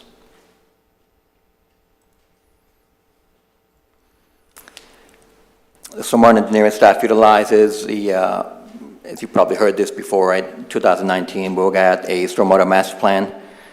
We utilize stormwater modeling, feedback from stormwater operations and maintenance, as well as citizens to identify areas of stormwater system that needs to be analyzed to determine possible maintenance and/or improvements such as increasing culvert pipe sizes, adding culvert pipes, capacity modifications, just ditch rehabs, additional stormwater storage, similar to what we're doing in the north part of town in the L section where we're adding capacity via a pond, managing the stormwater discharge water quality program as well. In addition, stormwater engineering staff perform technical reviews for new developments and permit reviews. Due to the aging system and additional capacity needs, there is a need for additional staff, as was indicated recently. And this staff will essentially consist of handling the MS4 program, which is our state stormwater permit, as well as handling the floodplain management program.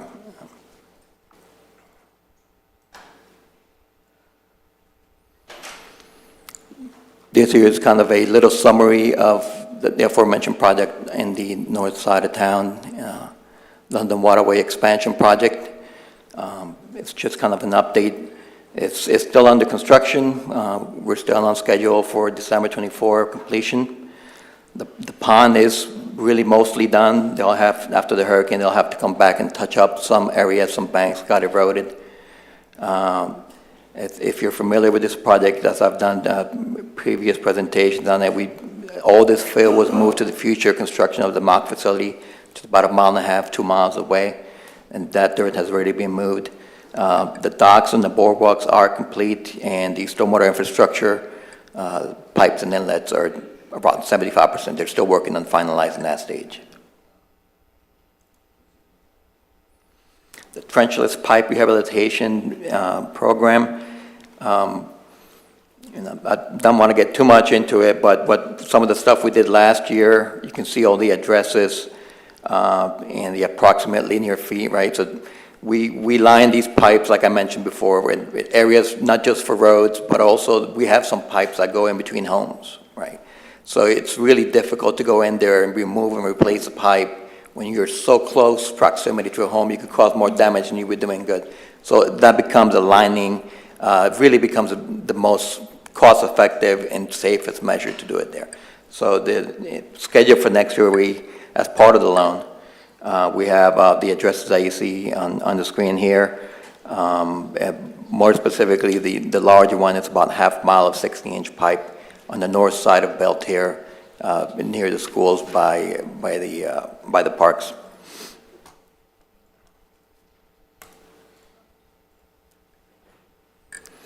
This is just a little a snippet of what our 5-year capital improvement project is. We've got the P1 Weir, which has already been bid and awarded. This is funded by state appropriations. It's scheduled for construction FY25. It should have started really this summer. It was delayed due to some last-minute permit issues. And it shall also consist of some dredging, freshwater dredging, canal dredging upstream of it. It's really going to be kind of a conjunction project. We'll construct the weir, lower the waters to allow for the dredging upstream to happen. Create section drainage improvement, you probably have heard about this too. We've identified 4 culvert crossings and within the K section. This was done through modeling as part of the Stormwater Master Plan. And we expect to be bidding and constructing this upcoming fiscal year. And also we have a couple of B1, B2, B3 structures. This is a drainage improvement, flood protection, assisting with infiltration and inflow. These are kind of located along the canal that feeds L4, which is one of the wider ones. They allow some water to go underneath I-95, and these improvements could help out lowering the water along roads in certain areas in the B section. But those are further out. We're probably thinking FY26 design, FY27 construction on those. And the last one here is the culvert and Blair's, what we call it. The first phase really being culvert, which is upsizing of some existing pipes out there.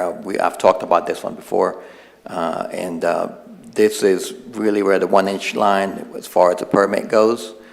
So the permit is pending, but we've finalized just about everything. We're just waiting for the actual permit to come in. And again, it's in an effort to enhance and stay consistent with the master plan, right? And council's goals. The city is intending to improve surface water conveyances across Colbert and Blair. The overall project will have 3 locations, with the larger one at Colbert being the first one.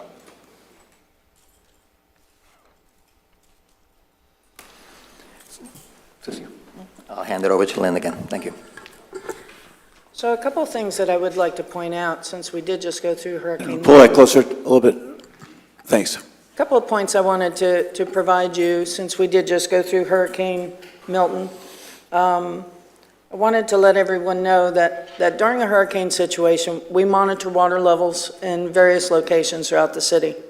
We monitored them prior to Hurricane Milton. During Hurricane Milton, or just after the hurricane passed, we saw many of those water levels 4 to 6 feet higher in our receiving waters than they were prior to the storm. Again, when that water backs up, it tends to slow down how fast water can get out of our city.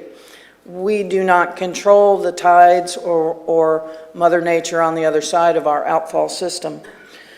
I also wanted to point out that the weekend prior to Hurricane Milton, we were expecting a significant rainfall event due to a northeaster that was coming through our town. 5 days prior to that weekend event, staff started adjusting our weir levels and started lowering those weir levels to provide capacity within our city. We brought them down to what we would expect for a hurricane level. And then when we heard about Milton, we started dropping those even further. As a matter of fact, we dropped the weir levels all the way down as far as they would go Monday before Milton arrived. Please. You'll get a chance to comment. Let's go through the presentation first. Please. Go ahead, continue. Again, while some of the roadways did experience water over the road, the roads were cleared within 24 hours. We received 14 inches of rain in a very short period of time. Again, we had 4 to 6 feet over normal water levels in many of our areas. Although, since the ground was so saturated, it is going to take time for yards and swales to recover. And if you have any questions, we're available to answer. So you want to start? I'm actually going to wait until after public comment. Okay. All right, so I'll preface all of my questions with 2 statements. One, I don't envy your job, Lynn. I know this is not, you have a tough job because we inherited, I think, an inherently flawed system that we are having to spend a lot of money and new crew to address. I will also say that the one consistent thing that I heard on the news when watching the Milton coverage was that across the state, grounds were saturated because of the rainfall that we took in prior to both Helene and Milton hitting us. So because of that, systems across the state were not operating the way that they should have been operating, and places were flooding. That being said, we need to address the flooding issues in the city. That's our job. My first question is with regards to the stormwater expenses. You have cut out on the pie chart operations as 11% separate from the rest of the pie chart, and I'm curious as to what that specific 11% covers in addition to everything else that you have parsed out. So operations would be our survey crews. It also includes our inspection crews, various other things that our operations crews do. Okay, so is it fair to say that, like, when you say swales is 22%, that's maintenance? Yes, ma'am. Okay. That is strictly maintenance. That doesn't include the swale inspections. So that is strictly the swale crews going out, grading swales, cleaning culverts, replacing sod. Okay, and is the 11% operations, are we getting cost recovery from that, being that it entails the inspections, things of that nature that people actually pay for? So again, in 2021, there was a study done for the inspection fees. We are currently updating that model we were provided during that evaluation, and we're updating all of our current costs, and we'll be coming back to City Council to adjust those fees. Okay, perfect. What is the update, or the, sorry. What is the update on the update to our LDC? Because I know we changed some of our policies, our technical manual. What are we looking at timeline-wise to get those implemented into our land development code? So operations staff is currently working on modifications to the LDC as recommended modifications. That'll have to go in front of the planning board, I understand. I'm not 100% sure of the process of how that gets accomplished. But I know that once we're done with our recommendations, it's got to go, I believe, to the planning board. They'll take a look at it, and then it will come back to City Council for approval. Do we have a timeline? I do not have a completed timeline at this point. Our goal is to have our recommendations finalized by the end of this year, but we are also coming up with another modification to our technical manual. So there'll be some further modifications to that we want to dovetail. Okay, City Manager, can we just make sure we're pushing that forward, please? Yes, yes, we can. And I also wanted to add that that policy would go in front of your Residential Drainage Advisory Committee as well. They were scheduled today to give an update on the work that they've been doing, but unfortunately, Hurricane Milton delayed that presentation, and it was the request of the chair to push the presentation to November the 12th. Okay, thank you. I'm looking at the hierarchy of staff that you have on each of the slides. And not for engineering, but for stormwater, I'm curious what the difference is between your top two tiers. So on your stormwater maintenance slide, specifically for the canal crew, it says supervisor and then crew lead. What's the difference? So the supervisor is the one that's going to schedule, do the inspections, and prepare the work, close the work orders, and that type of thing. The crew lead is actually with the crew, making sure that the work gets accomplished. So supervisors, admin, crew lead is boots on the ground? Yes, ma'am. Got it. And then you mentioned that the control structures, the weirs are lowered, things like that, and that we have to keep an eye on the tides. Do we lower our structures or our weirs or anything of that nature depending on the tides on a normal day-to-day basis? Or if we think we're going to get some, I don't know, anomaly type of event where the tides are going to come in very strong, do we look at those structures? So under normal circumstances, our structures are designed to, there's a cap at the weir, and they're designed to overflow should the water level upstream get higher. When we establish set water levels on our weirs, those are pre-established by, I believe, our St. John's Water Management District. So we adjust our weir levels or our drainage levels to just below that cap. And that's our normal operating level, and that's where we leave them. And under normal circumstances, your tides wouldn't impact it. The tides will only impact how quickly it can exit that canal if it goes over the top. So if we open those weirs all the way, and again, you won't see the cap move down. There's a pipe or a structure upstream of that concrete cap that controls the water volume out of the canal and into the receiving water. So you don't see the concrete cap lower. That's not what we mean by lowering the weirs. What we mean is that we open the valves that allow the water to go over through the pipe, if you will, and come out the other side of the concrete structure. That's what we mean. When they did the work on L4, which is the one on Royal Palms most recently, they increased how quickly we could move water out of that structure. They added some more weir gates for us so that we would be able to operate those more quickly.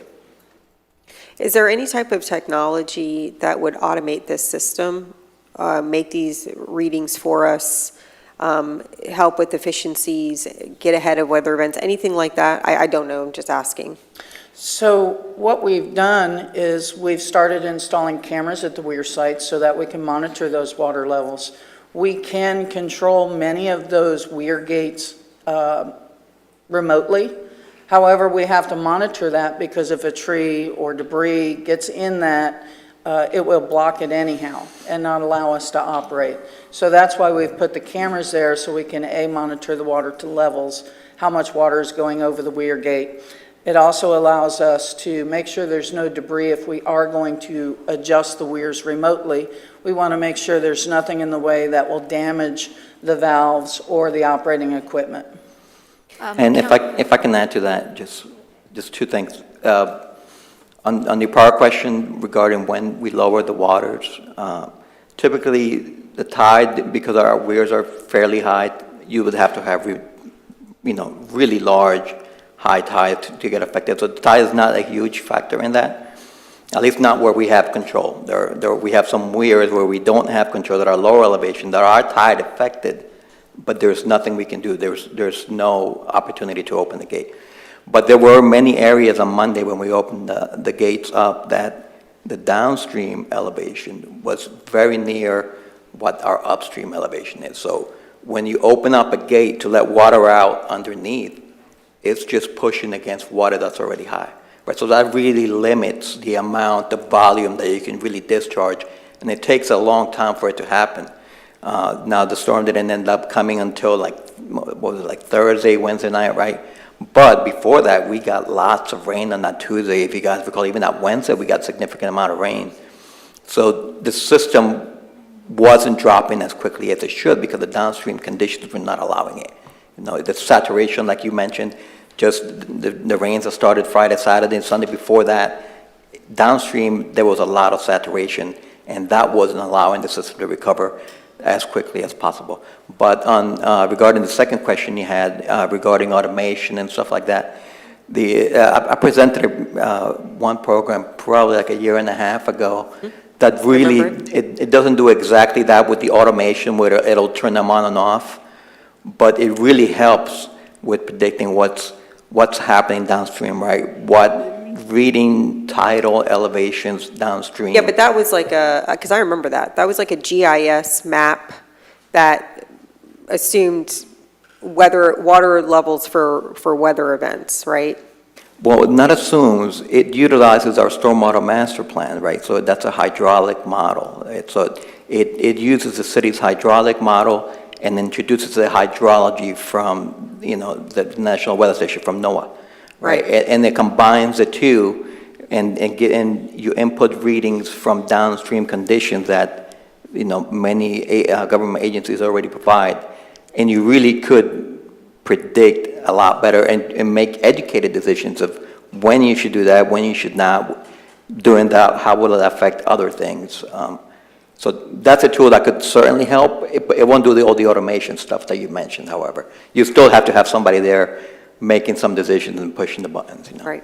Did you have something? Yes, from that meeting when Carmelo presented the modeling software, council, you asked for us to go see if we could receive grants or work with county, and both of those efforts were unsuccessful. There were not grants that Carmelo found, and we did pitch it to Flagler County Emergency Management, and they were not interested in splitting the cost with us. So, it's to your pleasure if you want us to bring that modeling I software. would say let's try again. I mean, we just went through a pretty big weather event. Let's try again.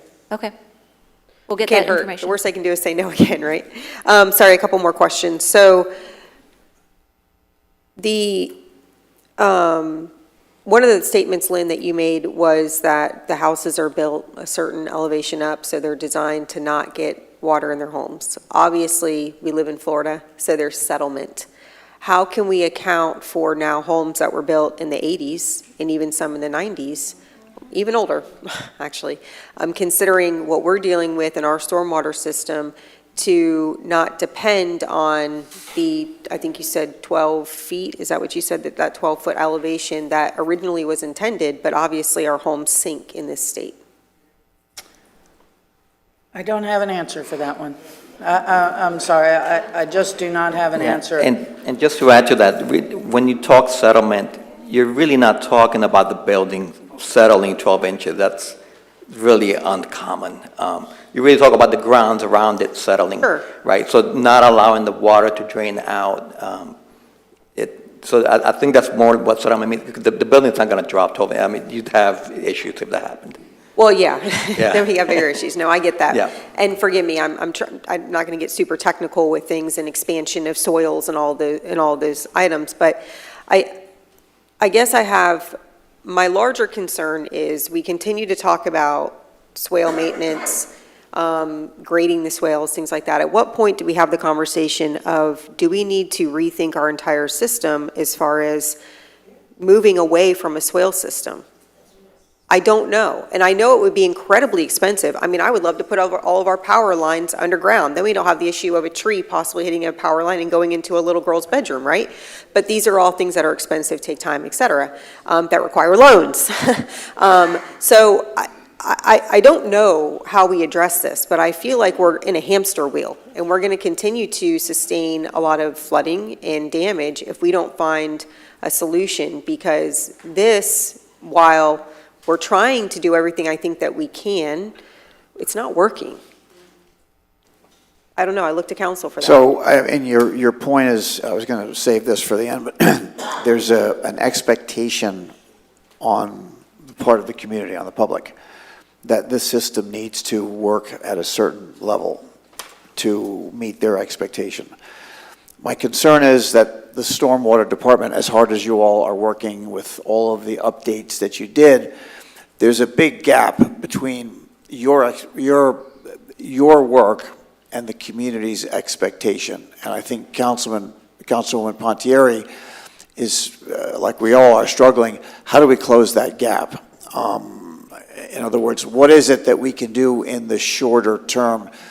We're talking within, a year or 2 or 3, let's be realistic, that could change or improve the expectation of the system. In other words, does that require a redesign of some of the ditch work? I'm not talking about the swales. I mean, the swales are going to need their regular maintenance and things like that. So Carl, from an engineering standpoint, so how do we close the gap of expectation? Because that's always going to be a problem, which is exacerbated when we have a monumental storm. And, I'm hesitant to say, but it's hard to imagine that there won't be yet another weather event of this magnitude sometime in the future. Yeah, I think I'm just going to start with going back to the original ITT plan. So, Palm Coast is a master plan community. It is a very well-designed system. Compared to a lot of cities in Florida where the cities are piecemealed, they have much more worse conditions than Palm Coast. Our base stormwater system is very, very good. Now, our stormwater model, master plan that we did in 2018 identified, our top 10 areas where we do need to make improvements. We know there are areas of improvements. That's why we have a stormwater loan on the agenda for today, is to do some of those larger projects to make enhancements to those systems to help get the water out of the city and Grand Swamp quicker so it does not back up into the city. But, you know, ITT's stormwater system was based on the roads going underwater to convey, you know, the stormwater for bigger events. You know, your everyday rain, you shouldn't have water in the street. Now, if you do, then that's something we definitely need to address, and we do have some of those that we are working on and upsizing pipes and those sorts of things. But during your bigger rain events, it's expected for the streets to be underwater. Now, to convert it to a curb and gutter system, you're talking, you know, hundreds of millions of dollars, or maybe even $1 billion. It's astronomical. It can't even be considered to go back and rebuild the city, basically, is what you're trying to do. But in terms of our stormwater system, we have a very, very good system here in the city. You know, if you look at the flooding around us and all the other communities, we did not experience the extent of flooding that those communities saw during this event. Do we have problems? Yes. Do we have projects lined up to make it better? Yes. And we continue to use that stormwater model to make enhancements and address those concerns. Can I ask a follow-up question to that? So I hear what you're saying, Carl, I do, and I know that we have things on the books that are supposed to improve the overall system. Are we making sure these aren't Band-Aids? Because that's my concern is, you know, I don't want to, like I said, I don't want us to feel like we're constantly in a hamster wheel of Band-Aid, Band-Aid, Band-Aid, Band-Aid without diagnosing the underlying issues. Well, our underlying issue is Pellicer Creek and Hewlett Branch. We can't control the flow of the intracoastal and the water where we dump into, or even going through Grand Swamp into the intracoastal that way, or south of us into Bulow. We can't control the outfall sources. So over time, will those stage up higher and cause more of an impact to our system? Yes. Will we need to create additional capacity in our system to accommodate that? Yes. Are we doing that? Yes. Okay, thank you. If I can, just back in 2017, Councilmember Clufus, you might remember when the city decided to go into an enhanced model. Prior to 2017, none of these projects were included in operations or maintenance. We didn't do stormwater capacity projects. Our swale maintenance was only 7 miles per year, and now we're up to 40 miles per year. We doubled twice. Right, so we are making, City Council is making significant changes to the system because prior to 2017, it was almost non-existent. So there are projects and funding going that way, but it does take time. Is it fair to say we're playing catch-up then? Yes. Yes. Okay. Why is the KPI only going up by 10 miles if we're doubling the crew? So we're adding a third crew. Okay. And that hybrid crew is both for swell maintenance Okay, 'cause and it's ditch hybrid. maintenance. Got it. Okay, thank you. I appreciate the time. Thank you very much for the presentation. I had 2 questions, one revolving the weirs, but you answered that in quite succinct detail, so thank you for explaining how the weir gates work, and you won't actually see the physical cement weir gates lowering and rising. My second question would be, where do we stand on the project that will hopefully relieve the woodlands on the expansion of the culverts on Colbert? And if you could just quickly explain very briefly on how the funding of those mechanisms had worked and how we were through preparations, and we are not just at a planning stage for these things, but we had funding that was revoked by the governor. And for the Woodlands project, I'll turn that over to Carmelo. Yeah, so like I mentioned very briefly before, we're at the 1-inch line, right, I think football terms, for obtaining the permit, right? We can't really start construction without permits. And it sounds simple, right? You're just replacing 4 culverts with 4 concrete boxes, but it really is very complex. There are wetland issues, there are environmental issues. There are permits with the Water Management District, FDEP, Army Corps of Engineers. There are wetland impacts, secondary wetland impacts that have to be, there are easements that need to get obtained, there are drainage agreements that need to get put in place. It's a very long process. We are through most of that. We're just really there, just as soon as we get it. We're actually ready to send it out for bidding. We have complete set of plans, it's just not, final permit has not been obtained yet. The funding side, right, so we have either the loan. We're also trying to go for a grant on this project. We're kind of at a little impasse. A grant would take a long time before that money, right? And I'm probably talking about maybe a year before that money becomes available. What are our priorities? There's probably decisions that don't get made by me, right? It's Carl, we talk about you guys, we're talking about, others. Do we wait to try to get that money, right? Say, use the grant, and it's not 100% guarantee that we get it, right? Or do we just go ahead, use the loan, construct it as quick as possible? That's kind of where we're at. As far as design goes, we're done. We know what we need to get done there. Yeah. It's just other little things that just are in the way.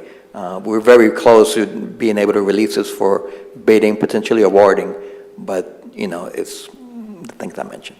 And Councilmember Clufus, maybe I can help. The grant that Carmelo was referring to is our hazard MPP. mitigation grant program that is done through emergency management. FEMA allocates those funds based off of recent storm events. So we have had this project on the list for a long time.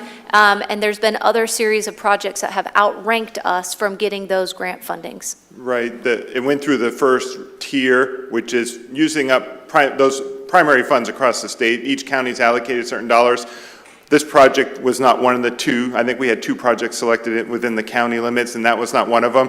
So then we go into a sub-tier item, which is maybe any unused funds from the first tier across the state, and then we compete statewide. And this is a very low-ranked project. The cost-benefit analysis based on the scoring factor and the dollars get greatly reduced where we may have to provide a bigger match. So there's potential we don't get any funding. If we do, it may be very limited. So we're at the point now where that's why we have a loan today. This project is on that loan to fund it and proceed and get that completed, because this is one of our top 10 priority projects to accomplish.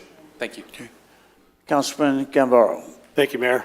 I've got a couple comments, but I thank you for your presentation. I think it's important to lay all this out. On Thursday, right after the hurricane hit, I had the opportunity to drive past the London Waterway Expansion Project. I think those types of projects are exactly what we need, because it expands capacity so it doesn't back up into our neighborhoods. And I would challenge you and this council on a couple perspectives on how we pursue these future projects that we're discussing. So, in one of my last jobs, I was the Deputy Commanding General of the Combined Arms Center. We built capabilities for the Army for the future. Our challenge is that we were always fighting the last war, not looking forward to the future challenges and sets that we had to defend our country against. Hurricane Milton came across as a Category 1 or 2. Everything we design going forward, I think, my personal opinion, should be a Category 5 plus, whatever. There was discussion about a Category 6. We need to design our system to meet those kinds of impacts that might not happen, but could. We live in Florida.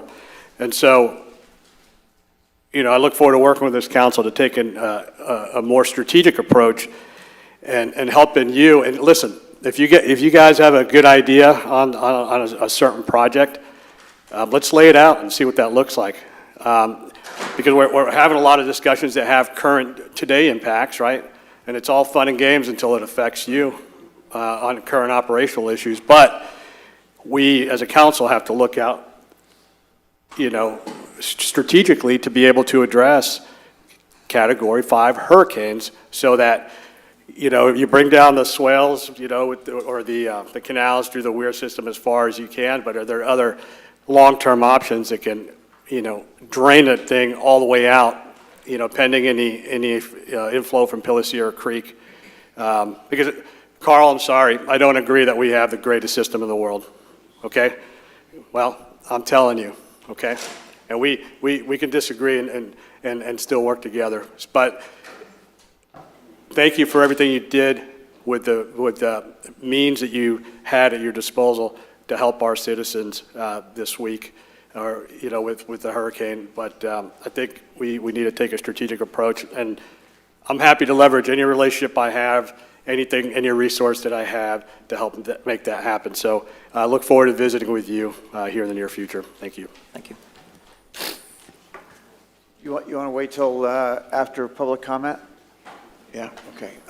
Then let's open up the issue to public comment related to this issue, please. Jeremy Davis, P section. I quite frankly don't believe anything you have said, Lynn, because February 13, 2024, you and Carl Cote sat here and told this dais that there was no home above 22 inches.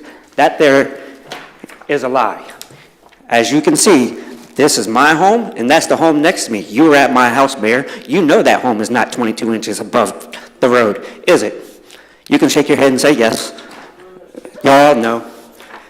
Then they put in this drain system that you said would work miracles, right? And I said, when the swell backs up, what's going to happen? This is what's going to happen. I told y'all everything that was going to happen to me, and it happened to me because they have sat here and lied to you. Mismanagement from stormwater is irresponsible. When that canal flooded or backed up, it's never done that to my home, except for when the culvert pipe that goes underneath Persimmon collapsed. Now imagine that. The only thing that has changed is the new builds around me. That is the only thing that has changed. Your incompetence should resign from stormwater. Mr. Davis, address me, please. Sorry, please. you should have stormwater resign. The management is retarded. I have pictures dating from all the way back. Let's go back to the very first one. This is when they accidentally left a note on my door when they accidentally cleared the wrong lot. Here's where they broke the pump. Here's where mud was coming into my home. My home. Mud. More mud. This is all mud. All you're doing, and his Mr. doing. Davis. The stormwater's doing. And they sit here and lie to you. They get $17,438,000 from us a year because we pay $28 a month in stormwater fees. It's simple math. Their math is just we overspend. We need less managers and more people working.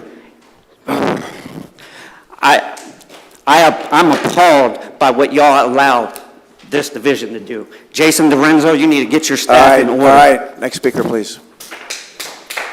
Please, next, allow the next speaker, please. Yes, sir. Good morning, Mr. Mayor. Nice to see you again. Nelson Sestoki. I live at 6 Wilkesboro Place. Full-time resident here since February of 23. Previously in South Florida for about 50 years. And I don't know the gentleman, his name is Carl. I've lived through, including these past few hurricanes, probably about 20 to 22 being in South Florida. And I can tell you that we've experienced both dry hurricanes in South Florida and what they call wet hurricanes in South Florida. And being where I lived, we didn't flood that much. I lived on a wide brackish water canal. There were many areas in Miami-Dade and Broward specifically that were flooding just on big thunderstorms because the drainage is insufficient. Let's talk about what just happened here in the last week and a half. Milton, of course, I was tracking it just like everyone else, dropped approximately 13 inches of water on Palm Coast in 24 hours. The previous 7 to 8 days, we probably had about 5 to 8 inches of rain. Makes it about 20 inches of rain in about a week. I will tell you, again, I don't know that gentleman, Carl, but I will agree. Some may not agree. Palm Coast, the drainage, the culverts, the canals performed exceptionally well. I was nervous. This is my first time going through almost a direct hit, okay? We never lost power at my house. We got some drainage issues, the culverts, need to be unplugged and things like that. Overall, I will tell you, the drainage that I've seen, and I drove the next day all around Palm Coast, it was not terrible. It was not. This is an act of God. When you get 20 inches of rain in a week in any area, I can tell you my experience in South Florida, Hollywood, Florida, floods. Sweetwater, Florida, floods. All over the place. These are major cities in the state of Florida. So again, not knowing this gentleman in the back, I would say, I would concur. Overall, the system drained what it did. When you get 20 inches of rain in about 8 days, that is an act of God, and that is extraordinary. So I will say there needs to be improvements. I did like what I saw, and at the same time, I will say that the way it was designed, Palm Coast, was very well done. And again, I think we need to keep that into perspective. Thank you, sir. All right, thank you. Next speaker, please. Good morning. Morning. Yeah, good morning. My name's Mark Wilhelm. I live on Berkshire Lane. The canal that goes up underneath Bird of Paradise, I actually called the city and then actually came into the city the Friday before the storm. And I asked them, are you gonna drain these canals down a little bit? Because they're overflowing their banks now. Oh yes, we're gonna do that. We do it every time a storm comes. Well, someone dropped the ball this time. When we had that hurricane or severe storm come through on Wednesday night, my whole street, Berkshire, turned into a lake. And the problem with that was my swell, I've actually had to dig mine out because I got tired of waiting for the city to come back and buy and fix it. The canal, or not the canal, but the ditch that I live right next to has never been dug out. And I've lived on that street for 5 years. Never been dug out. Called the city, went into the city, never been dug out. So I don't know who was in charge of pulling the drain plug out of the canal, but something seriously went wrong on that. That's all I have to say. Thank you for your Thank you, comment. sir. Next speaker, please. Hi, my name is Marianne. I live on LaBelle in the LL section. And this was my street where you couldn't get up or down. It was flooded so high. There was no electric. You're not allowed to use the water. What do you do? What do you do? This isn't only when it's a hurricane. This is in July. My swale is never empty. It emptied out once or twice, and my lawn guy said to me, wow, this is the first time I see no water in your swale. Okay, that was in July. So it's not only a hurricane. This is October from last year. This is November. Up to my mailbox. Can't even get the mail out. This is in December. Flooded. So it's not only the hurricane. And your street doesn't empty out the next day. It's 3 days that you can't get in or out of your block. And that's not right. We pay taxes here. We pay the swale, to have the swales maintenance and everything. I don't understand what's going on. It's a disgrace. Something has to be done. And you can't just shake your head and say, yes, this is going to be. This is my life and the people on my street till the end of the block. Next speaker, please. All right. Rose Chimicero, I live in the Butter section.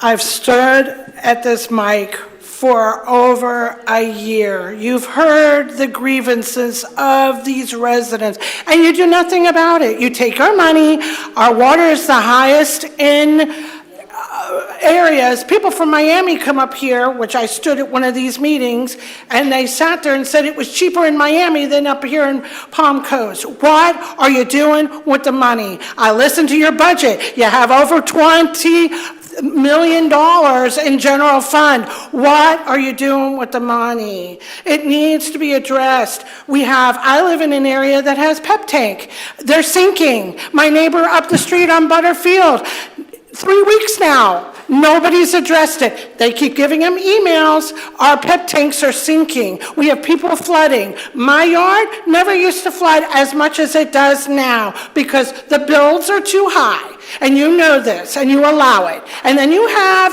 the builders that are clearing the lots without permits. God forbid if we did something like that, we'd be in trouble. And then what about Klein? Klein gets to park his truck anywhere he wants. And code enforcement would get on us if we did any of this. You know what? These are lies. You guys do what you want. You don't listen to us, and we're sick and tired of it. We need a forensic audit. We need to know what's going on in this city and correct what's going on. But this is a bunch of BS because they're lying to everybody up there because I've been through, I don't know what, I can't even begin. From 1982 till now, hurricane after hurricane, and this is the worst. I am sick and tired of paying the taxes that I pay here and get nothing for it. I'm done. Next speaker, please. Let the next speaker speak. Go ahead. Hi, Heather Davis, Parati Lane. You visited, which, thank you. You stood right there in that new build that was really high, and you looked over at my yard. We begged you over a year ago, and we told you that we were going to flood once they laid that sand down. We kept saying something's going to happen, something's going to happen. It's too high, it's too high, it's too high, it's too high, it's too high. We've been saying that now for over a year.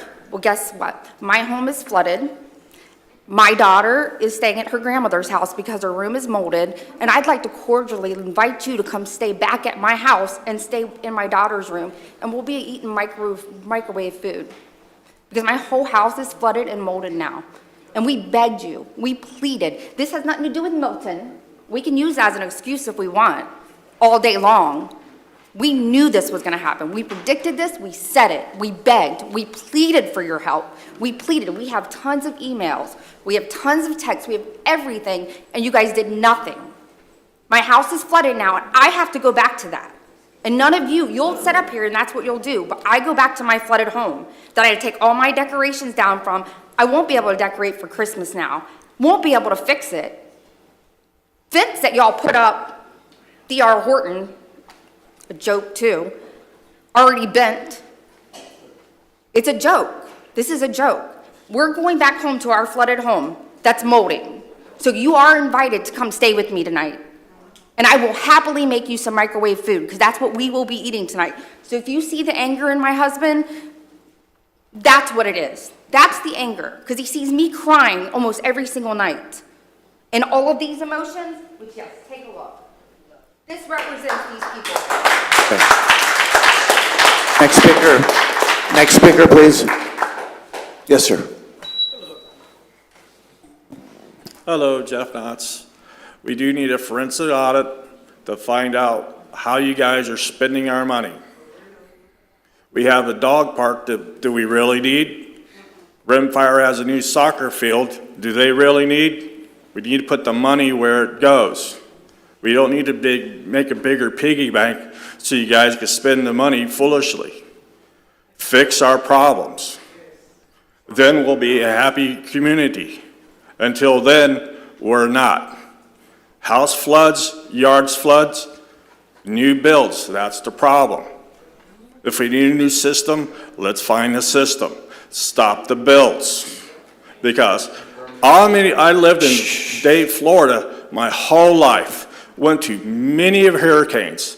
I have never heard stop flushing your water because sewage is getting to drinking water. How's that possible? Unless you build something half-ass. It's insane. I never heard that. Now we're going to try to bankrupt our kids to pay for somebody else's problems? I don't get it. We're getting screwed by our government. Now our city wants to give a business over too? Fix it. Make it make sense. Thank you. Next speaker, please. All right. Please let the next speaker. Hi, I'm Mary. So I'm just going to bring it down just for a second. My children are third-generation Floridians. My in-laws live over in Venice, which was just hit, so we understand the seriousness of storms. The issue that most of us are having is that you're telling us that our storm system drains were never really kept up with years ago. But we knew this, and yet we didn't do anything about it. So you can't say 10 years ago, we knew it was 40 years old, and we built a new one in, 2017, just north, right? It's not holding what we have. We can't stop building. We understand that. We're going to grow, we're going to develop, we're going to bring in more people, but we are not taking care of the infrastructure we already have. I mean, we have a water park that didn't really work. I'm going to bring that up again because it drives me absolutely insane versus making sure that we have a sanitary department that works and is functioning. I also implore everybody in this room to look at the map and follow the map from your home to the waterway out. I heard your presentation. I appreciate it. I think you guys are moving in a good direction if everything that was said was true. What I can attest to is I'm a mother whose husband travels for emergency leave. So I know I'm watching my backyard, I'm watching for my neighbors. I helped either side of my neighbors clear out. My entire driveway to theirs is taller than me in city debris. It didn't come from my yard. My yard's pristine. What was it doing? It's falling into the runoff. I can't call for help. They have real emergencies. But if I don't get it out, it floods my neighbors. We've asked for 3 years for help, and that's what part that breaks my heart. We're gonna be them. We've asked for them, come take a look at the runoff. It's 20 feet. Everybody else is given 40. We can't hold that water. 2 years ago, the water main broke 4 houses down. It was flooding our house. This is a serious problem. And now hearing this is just gonna happen again. Some of the sewer systems, and my husband can tell you which one it was specifically off the branch, there's massive trees in it. How is that obstructing the flow of water? Why didn't we take care of that? Why is there 2 only open and the other one's covered in roots and vines and trees? But we're gonna build this brand new magnificent, right? But you didn't take care of what's already there. We just drove through it and took pictures. That's not functioning. That's not utilizing our resources. Well, if that system you guys are standing by, which by the way, when I called the city, they couldn't tell me where to find it because it was from 1970. We have no resource to figure out where I can map it. If we want to educate ourselves, we're not being allowed to at all. So instead of fixing the perfect infrastructure that was built in 1970, you're not even maintaining it. You're letting it falter and fall apart and then building something brand new. It's not okay. Next speaker, please. Hi, my name is Mary, and I've been here since 2006. I am very upset because you have new people, new buildings coming in, and everybody else is dealing with stuff that's going on now. What are you going to do with the new infrastructure here? What are you going to do? Because if you can't deal with these problems here now, how are you going to deal with all the new building? That's what I want to know. That's the question. All right. Next question, please. Thank you. I live in the B section right near Home Depot, and thank you for making the canals beautiful. I have been noticing that. I also noticed that we've had times where we've had a lot of rain, and yet the canal was drained and was able to take a hurricane very well. And in this situation, we really didn't have that much rain. And then the wind came, and I was one of those who previously called the city and then called the city and said, we've got to, they got to lower it, and it just didn't get lowered. And sure enough, my dock got flooded, and it came up the embankment about 6 feet. And then sure, we saw, and you were right, it all depends on what's going on with the canals, and that's because it's so porous, and it's actually like little funnels. And if it gets flooded, and if it can't absorb the surge, it comes up all over town. And so the question is, how can it come down quickly? And those cameras are not enough, of course, they wouldn't be enough. And the people, and they're calling in, that's kind of a camera for you. And even your sheriffs could be, in a way, a camera for you. They're patrolling around, they could be looking at some sort of measurement to be able to give you feedback. Hey, the canals aren't down. And normally what I would see is when the rain was coming and we knew a hurricane was coming, it would go down about a third. Well, if you know there's going to be a Category 1, well, maybe it needs to go down about a half. And like you were saying, well, if we know there's going to be a Category 5, maybe it needs to go down a lot further. You've got turtle, you've got bass in there, well, maybe it needs to leave a little bit for them. But it needs to be able to go down quickly, very quickly. So the question is, what do you need to be able to have it go down quickly? Thank you. Thank you. Next speaker, please. Told you I'd be back, Jim Blecken, Old Oak Drive. I saw your presentation and I looked at that pie and I really was amazed at this pie. And they said one thing that really stuck out to me, that everything flows down to the canal. And if the canals don't work, then it all backs up. When was the last time the canals were dredged? I would really like to know that answer. When?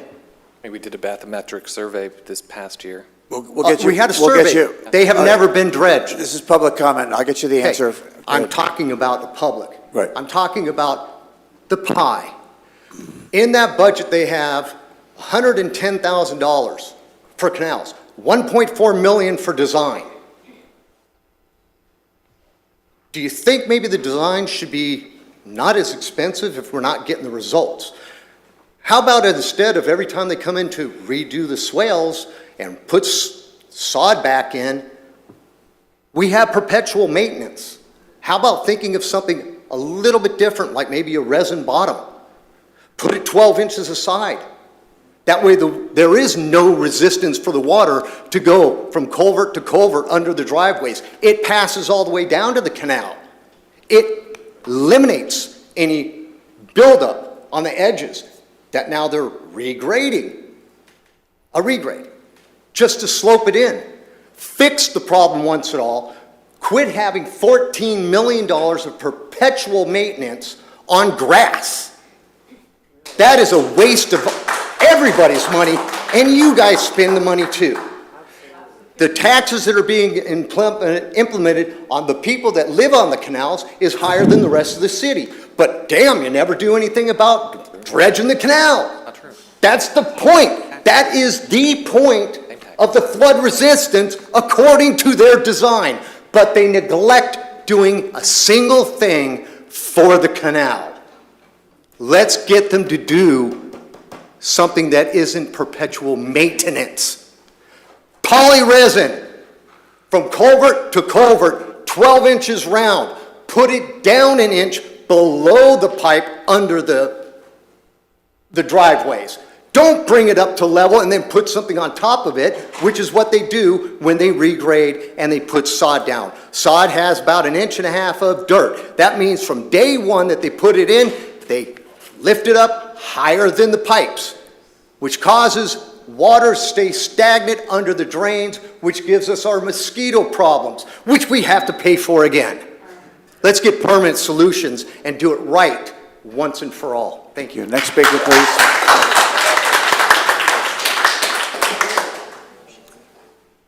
Jeffrey Seib.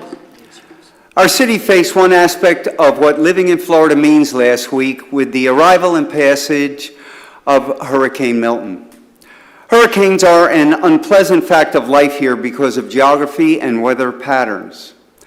As the climate changes and sea levels rise, we have seen more and bigger storms each year.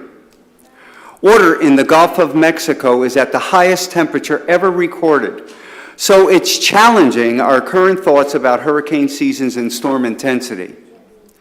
With these massive storms comes an uneven passage over the land area, so that some places are hit harder than others. Combined with potential tornadoes, some neighborhoods received a stronger Milton and others less so. In that regard, there are 3 city infrastructure issues that need immediate attention. Just as some older homes have flooded yards due to the foundation height of a new home nearby, certain neighborhoods fared better and some worse regarding drainage due to the hurricane. In the B section, many roads had water over them and were even too deep for most vehicles to pass. The Bel Air Waterway, the canal system for the B section, was at the top of its banks, so the water had nowhere to go. This was after the storm for the entire next day. This is a problem for any evacuations needed or for emergency personnel to get to homes. The next issue is the wastewater treatment capacity when we are told or notified to do as little as possible involving water and sewer usage in our homes. This capacity has to increase quickly as the more homes being built will tax the system even more. And the tax will no doubt be in more than our water systems, but also in our wallets. The next issue is for all those like my family that live in a PEP system area. The residents' electric system powers a mini sewage treatment plant in their front yards. But when the power goes off, the system shuts down.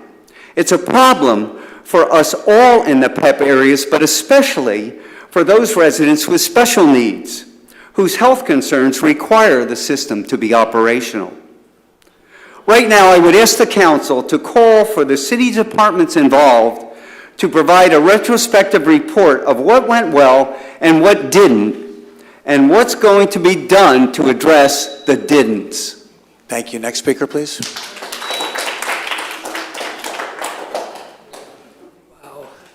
Mayor Kirk Whittington. This is a tough problem, obviously. I'm new to this community, but I've been in this field for quite a long time. This is such a complex issue, and so many people are looking for a simplistic solution. It simply doesn't exist. This is a combination of science, nature, percolation. I think personally that this woman over here did the very best job with her crew that anybody could have done. I challenge the people in the audience here to find a better person to do this job. They're doing everything they can do. Please don't talk. We've heard you talk. Have the Excuse me, let's, okay. Gotcha. You know, emergency preparedness tells us to have a minimum of 3 days of supplies so you can shelter in place. There's a reason for that. You're not supposed to leave your home after a storm event. You're supposed to stay where you are, wait for the water to recede. It will over time. I was so greatly impressed. I live near a lift station, Rimfire in Ravenwood. I saw your pumper trucks going around the clock. They were doing everything that they could possibly do. And you gotta realize what the other gentleman said, the first speaker, is that you had over 20 inches of rain in a 2-week period. That's far beyond the 100-year storm. Anytime you try and prepare something for mitigation, you always look at the 100-year storm. You can't prepare for the 200, the 300. It's impossible. You might be able to, but is the risk versus the reward? No. I understand people have issues and they're very frustrated. Here's what I did myself in the home I used to live in. I had flooding in my house. It came into the garage during a heavy rain. I went out and took a lesson that the French used 400 years ago. They invented something called a French drain. It's still used today. Very simply, you dig a ditch and you put a drain pipe underneath it and you fill it with rock. It'll drain every bit of water out of you. That's simple soil science. If you want the water to drain, you have to give it somewhere else to go. If you give it a ditch, it'll go into that. The city cannot come on to personal property to resolve their issues. That's not your role. You can't do it. People can do for themselves by creating their own French drain to drain the water off their property. And the people are saying that, be quiet. The people are saying that won't work. It will work. I've done it. But you have to go out and do it yourself. Don't count on the government to do what you can do yourself. The government's doing everything they possibly can, and if it's not up to your standards, well, they're doing all they can do. This woman is doing everything that she can do. You've got a great person in managing this department. I ask you all to remember that. Thank you. Thank you. Next speaker, please. Cornelia Downing Manfrey. I wanted to address this water sewer situation. And Mayor, you've been in this position for 3 years. And now it is 7 years that I have had companies come to me that were willing to come to Palm Coast, but they couldn't build because they couldn't get capacity. I am, excuse me, new councilman, you're not included in this. I am really taken aback by the lack of oversight for the treatment plant 1 and for these stormwater issues. This is a failure on your side. Palm Coast feels that it's in peril for getting Facebook, Instagram, emails, text messages not to use water, don't flush the toilet during a hurricane. Now everybody didn't have electricity. FPL got us back on. Where is our planning? Where is our proactive approach for thank you, what could possibly happen? Now you've got builders coming in here, and you've got commercial industrial people that want to come to Palm Coast, but they're turning away because we can't offer the utilities that they deserve, and it's your responsibility to provide. We own these utilities, we should be providing, and these should have been enhanced years ago. This is a failure. Next speaker, please.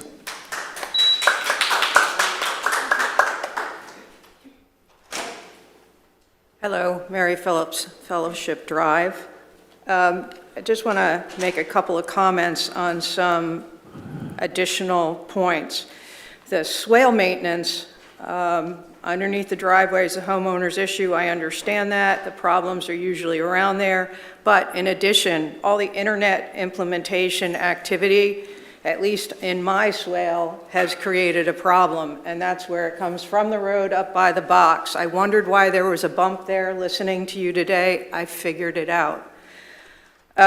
Second of all, it's not just the tides. In fact, we were very, very lucky with the tides that were not a problem this year because the tidal coefficient was only 30 to 50% throughout the entire storm. And the storm surge is a problem, but that wasn't even as high as projected.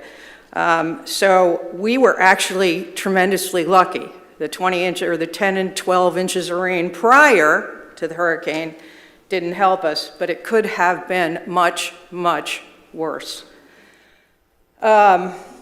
Obviously, much work has been done, but I think the gap you alluded to is related to the fact that for years, neglect in all the water systems, stormwater and wastewater, has created a great lack of public support, understanding, and now the catch-up appears to be very, very slow. So I would challenge to create a forecast of your current capacity with what's required and a detailed 3-year forecast of what's going to get done when with the existing manpower. And before hiring any more fixed costs or fixed assets, get some approved strategic contractors that you can bring in and supplement the work. When the work is done, they go away, they're not on fixed payroll, you're caught up, and then you're caught up with a way that you can continue to maintain it. Further and lastly, I would call for an immediate moratorium on all non-infrastructure spending and a strategic prioritization of that infrastructure spending. We need to fix our infrastructure before any more expansion. And as much as I love the parks and the trails, that's all got to stop until we have a place to put our stormwater, until we can flush our toilets without concern of it coming up in the shower. Thank you. Next speaker, please. Good morning, Steve Verrier, 61 Cimarron Drive, just approaching the podium here. to remark on the comments of the last gentleman who is no longer in the room, talking about the storm drains and having homeowners be responsible for carting the water off of your property. I mean, we can't, she just mentioned about the culverts. We can't even get homeowners to keep their culvert openings clean.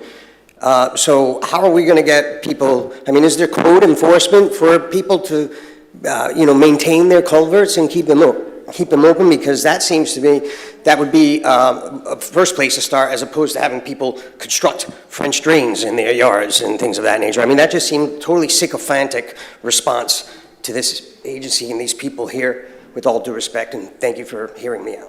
Thank you for your comment. Next speaker, please. My name is Diana. I live in the B section. We first moved down here before the 2016 hurricane. We watched them drop that canal to where there was nothing in it at all. You could see all the trash that was in it left. This time, it wasn't done.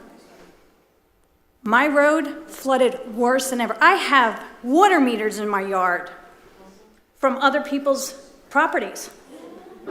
I have the Wi-Fi meters, or whatever, the in-ground boxes, in my yard. All I keep hearing is everybody saying is the problem with the drainage, the problem with the issues of the roads, the swales, and everything else. I have so many neighbors that don't clean out their culverts. They just don't, like the last gentleman said. You drive down Bird of Paradise, every rainstorm comes through, it's flooded. None of the culverts are cleaned out. Walk down the street. I urge all of you, walk down Bird of Paradise. See how many of the driveways are plugged up. If the water can't flow through, where's it go? Over the roads. So then that causes road issues.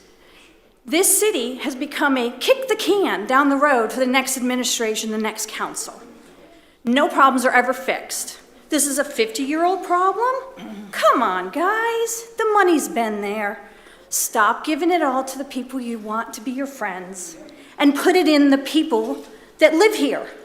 Stop giving the money over, or stop changing for the developers or all these realtors or everything else that is ruining this city. I have grandchildren. We bought a home here. We want to raise our family here. We're looking at not possibly staying in this town because it's being constantly flushed, because you guys don't listen. How many people have come before you time and time again and said, we have these issues, and you don't listen? That's all we're asking. Please, listen to your constituents. I know some of you won't be here any longer after November, and the next crew that's coming in is gonna inherit a wealth of problems because you guys let it go, which wasn't fair at all. We're asking you, listen to our problems and act on them, please. I know you really listen to us, and I am so grateful for that. You're probably the only council member, I don't know you yet. You're the only one that listens. Really and truly. I asked what we needed to do to change codes on code enforcement, and I was told to read the city charter. How is that supposed to help your constituents when you tell us just to read a bunch of legal mumbo jumbo instead of saying it takes 3 of you to put something up for us to vote on? Next speaker, please. Miss Michael, W section. Well, in my home over 20 years, even during the other hurricanes I lived through, my yard was fine. Maybe along the back fence I had a little bit of, maybe an inch of water, dried up right after the next day. I can say I would have been in the same position as other people in Palm Coast, but my foundation of my home, the concrete slab, was built by a private owner, a husband and wife, my home that I had bought. My concrete slab is equivalent to what you would put a 2-story home on. So I say 18 inches or more. I had about a pencil length, and mind you, I have a 4-inch step and going up, so 8 inches above my patio. The water was up to the bottom of my slider door by a pencil. That means from the back of my yard to my door, 8 inches there, and over a foot in the back of my yard of water. Right, I was out in the storm, digging holes in my backyard to put a sub pump in, to pump it out. If it wasn't for my slab being so high, my house would have been underwater. And so my suggestion is for any of your new builds, don't raise the land, okay? Why don't they raise the foundation, the concrete slab? This way, the higher build is up here, shedding the water down like it is doing on my property. Now, if the gentleman wanted a higher build, or the builder, they could have just built a higher concrete pad. Their house would have been 18 inches higher, give them ease of flooding, and in the meantime, they wouldn't be flooding their neighbors and causing mudslides. Now, I have a new build next to me. The gentleman's fantastic, he's really nice. What does he have a problem with now? Sinkholes in his backyard. The way they compact these grounds, I'm waiting, give it maybe 2-3 years. These new builds who are up on 3 and 4 foot high platforms with this crappy sand, in plain English, are gonna start washing away. They already get potholes where their gutters drain and they have to fill in constantly. The sand's gonna wash away and we're gonna have a lot of collapse in Palm Coast. It's gonna cause a lot of problems with our water, with our plumbing, just with the piping that goes there. We're gonna have neighborhoods without water until that property is repaired. I mean, something happens to be done. I mean, it would be nice if the whole 300 plus people would sell our properties. The builders can buy it, plow down the house, build up the property, and then the city would get $5,000 a year in property taxes instead of the, 11 or 12 they might be getting. Or maybe that's the city's plan, flood us out. Thank you for coming. Are there, yes, ma'am. Are you speaking about the same issue you spoke about earlier? I can't hear. I can't hear what you just said. I said, are you speaking about the same issue you spoke about earlier? You mean I can't speak about it because I was mistaken at the beginning? I think you spoke about it. Well, go ahead. Go ahead. All right. So some people were lucky. They had no flooding. Obviously, if you hear the stories of those who have been who had a flood in their house, it's heartbreaking. So we have rules in that city. It's not that we lack rules. We have rules on the culvert. When my house was built, the culvert inspection failed 4 times. Okay, so we have the swells. The problem with the swells, as it was mentioned earlier, is they're not graded. So, okay, there's a plan to regrade the whole neighborhood. Do we do a partial grade? Or what do we do? And I would say a partial grade fixes the problem just temporary. And eventually you have to come to fix another neighbor and another neighbor. So why don't you just do the street if you do it? Now, somebody mentioned 20 inches of rain. Okay, we didn't have a direct hit. It was just a category 1. So it could have been really worse, and we're not prepared. The PEP tank, we have those alarms coming on. Okay, we can sometimes turn the alarm off, but the light's still there, and people living in those houses, they know they can't use the toilet, they can't, I mean, you've heard it all. Okay, so, and nobody from the city shows up for days. I want also to ask you, when you design a budget or something, knowing that the water is such a problem now, are there things that can be put on hold or just canceled so the priority of the budget is switched to the water issue. And the water plant, okay, there's an upgrade being designed. What I want to know is what we have actually, the capacity is for how many residents? The upgrade will be for how many residents? What the new buildings that you brought in, the upgrade, would that be sufficient for that? And by the way, why do we have so many approved new developments? I mean, I look all around and I say, what? That thing was approved, where did it come from? And it is huge.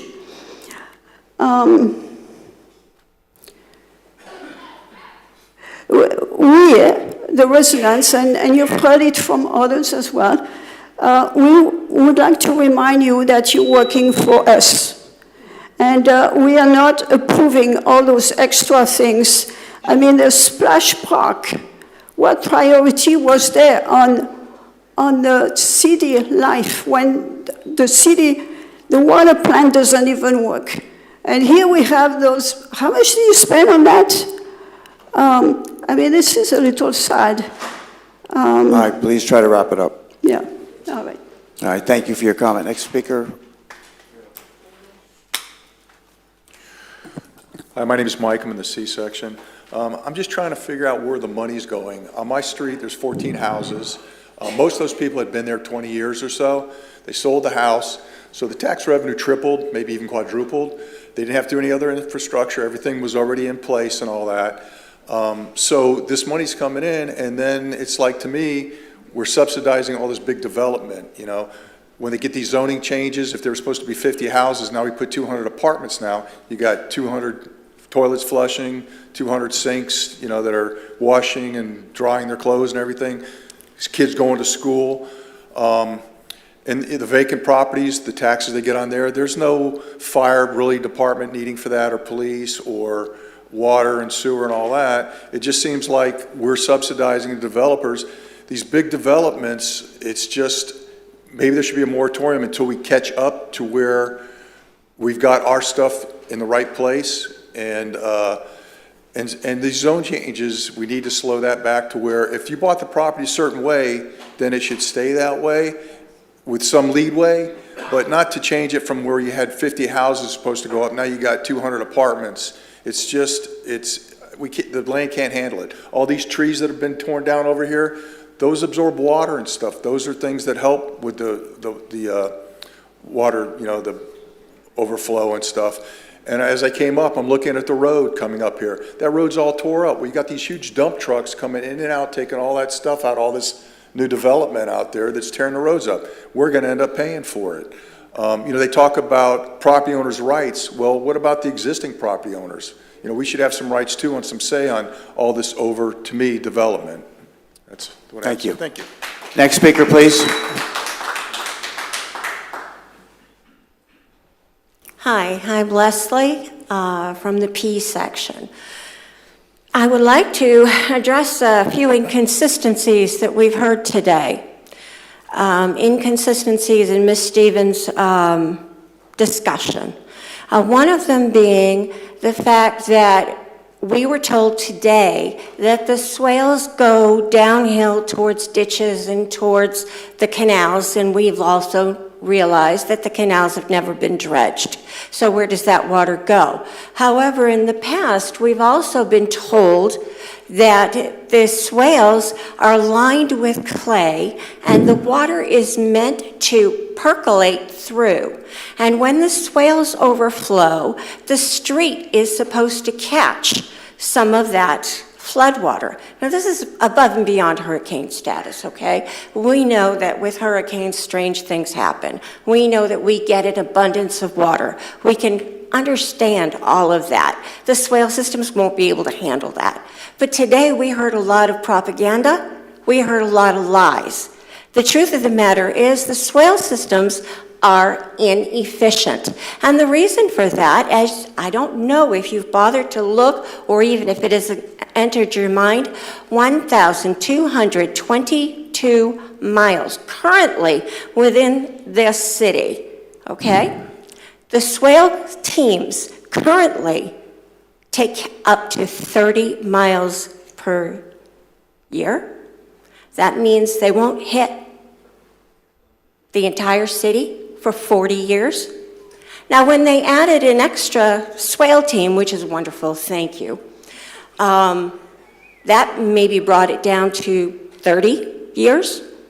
So you have to think about these things, 30 years. Now, that's not counting the times when an emergency happens, and they have to be taken from spot A to spot B, okay? So they're no longer following whatever plan. And the emergency over here is happening because the maintenance has not occurred in how many years, and probably won't be on the GIS map because, well, you know, put out a fire. It has to happen, okay? And I know Ms. Lynn Stevens is intimately acquainted with the swales, as she has fallen and kissed a swale in her past, in the not too distant past, I might add. So she's very intimately acquainted. She fell at a facility, at a house that failed inspection and yet received a certificate of occupancy.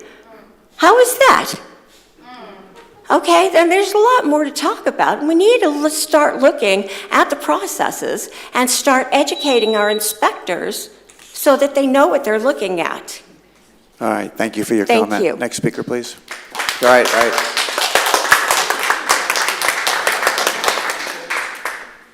Good morning, Sandra Shank. Transparency, transparency, transparency. That is what is needed. On June 24th, 2021, a terrible tragedy occurred when the Champlain Towers South Tower collapsed in Surfside, Florida, killing 98 people. And it was because of a lack of transparency of the leaders of that condo association. You serve a much greater role and responsibility to the people, to the citizens who have elected each one of you to the positions in which you currently hold. I, as a planning board member, have asked several times about the wastewater capacity and the issues that were there. There was a lack of transparency regarding that, and we are here today because of that. And a demonstration of that is in the presentation today. They spoke of the stormwater and engineering. Nothing was mentioned about wastewater. Nothing was mentioned about the FDEP issuing a decree regarding it. Nothing was mentioned about that. Transparency is key. There are times when people will pay more if they know the real story of what's going on. This wastewater capacity, there are things that are beyond our control. There are things that are within our control. Nature has exposed the lack of transparency in the form of Hurricane Milton and prior to Hurricane Milton. We received text messages, posts on Facebook. I'm not an X tweet or whatever that is called, but I did see the text messages and I did see the Facebook posts prior to Milton asking us to conserve water because of being out of capacity for wastewater. That's an issue. Again, nature has forced us to acknowledge something that we have not been transparent about. Will it cost us? Yes. It's going to cost us a lot of money to address this issue, which brings us back to the bond issue. $15 million will not correct this issue. $15 million paid back in over 36 months is not going to correct this issue. So if we delay moving on that, we will have another Hurricane Milton. There are 2 systems out there right now, prayerfully we will not be impacted by. There's a hurricane season that's designated by man, but the storm is actually designated by God. Man has no control over a date. So from June 1st to November 30th, we had our first named storm prior to hurricane season officially being acknowledged. So I just stand before you today asking you to be transparent with the people. We will have to potentially increase taxes to address the issues, the concerns that the people have. And the last thing that I want to say, because I know I'm out of time, is we had mentioned before about the culvert clean-out education, that I think that needs to happen. Maybe people are not intentionally not cleaning out their culvert because they think it's a city responsibility. So that should be a real priority because we have more storms coming. It's going to get worse, not better. Thank you. Thank you for your comment. Are there any remaining speakers? Excuse me, any remaining speakers? Yes, sir. Good morning, all. My name is Resident Strite. This is my first time here, so all this is new to me. One of the things sitting here is I observe a lot of things for what I used to do in my prior years before I retired. One of the things I noticed in this whole room is, and it's kind of prophetic from what I'm hearing back here, the decoration behind the dais to me looks like rising floodwaters. I mean, I find that just fascinating. And that's not disrespect, I'm just giving you my observations. Secondly, it says the city of Palm Coast, Florida. Maybe you might want to consider changing it to, I don't know, say the Ukraine coast. You would probably get all the money you need from the federal government to that. Now, seriously, I wanted to bring the levity in a little bit just to lighten it up a bit. But there's several things here you might want to consider. One on a global nature is Mike Waltz lives in St. Augustine. Bring him in and tour him through here. The money may flow a lot quicker if you get him involved. I've had him involved in stuff as a private residence, and it works, okay? The next thing, the other shoe to drop, and it's probably already dropping as we speak, is with all this known flooding, folks, property insurance companies are going to drop them. Or if they don't have it, they're coming into the area, and let's say they need a mortgage, they may not be able to come here because they can't get flood insurance. Now, I've had conversations and emails to the county. I've had some issues with flooding myself. And what I've asked them to do is, until they get these issues resolved, to lower our property taxes. Now, let me tell you why. There's a good reason for it. We're all facing, those of us that have flooded are facing unrealized losses in the sale of your property. And you won't know it until you sell it. But if you look at the real estate market, and if you look at the people that have tried to sell their homes and started at, let's say, $700,000, and over a period of 14 months, 16, whatever it takes, lowered the price to they could actually sell the place, those unrealized losses people aren't thinking about, and I'm asking the property appraiser at the county to consider lowering the property taxes until these issues are squared away. Because it's real. It's just not going to be realized yet until folks actually sell their homes. Okay. Thank you for listening. Thank you for your comment. Are there any other members of the public that would like to address me at this time?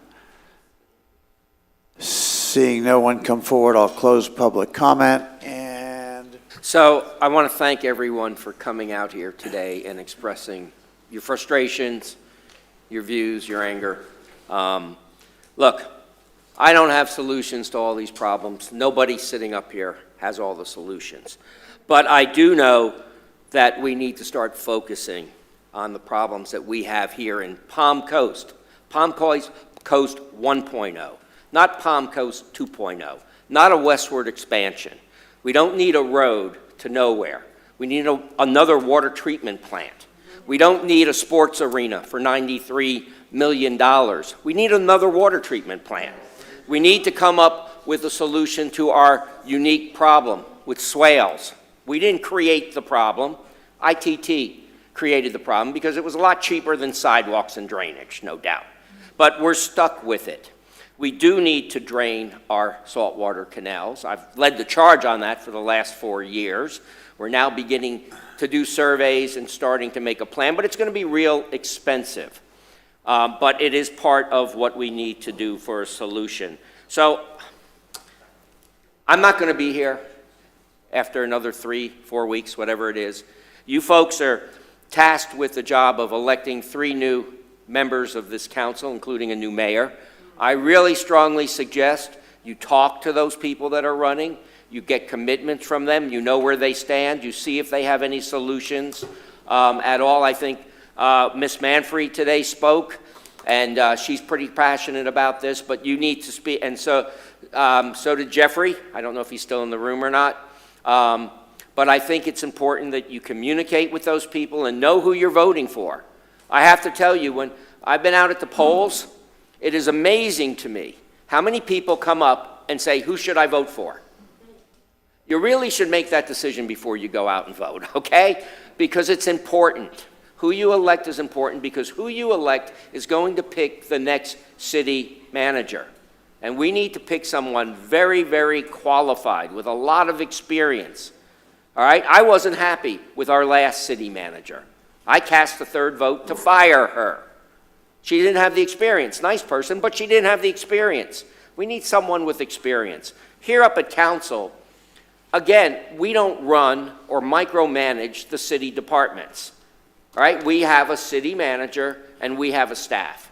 And we have to give direction, but we have to count on having qualified people to do this stuff. Now, I know we really have a problem with homes that were built too high next to homes that were too low. And I know we changed the technical manual, which I'm grateful for, but we still have Mr. Davis here who has a problem. And we need to find solutions to help him and help those other residents.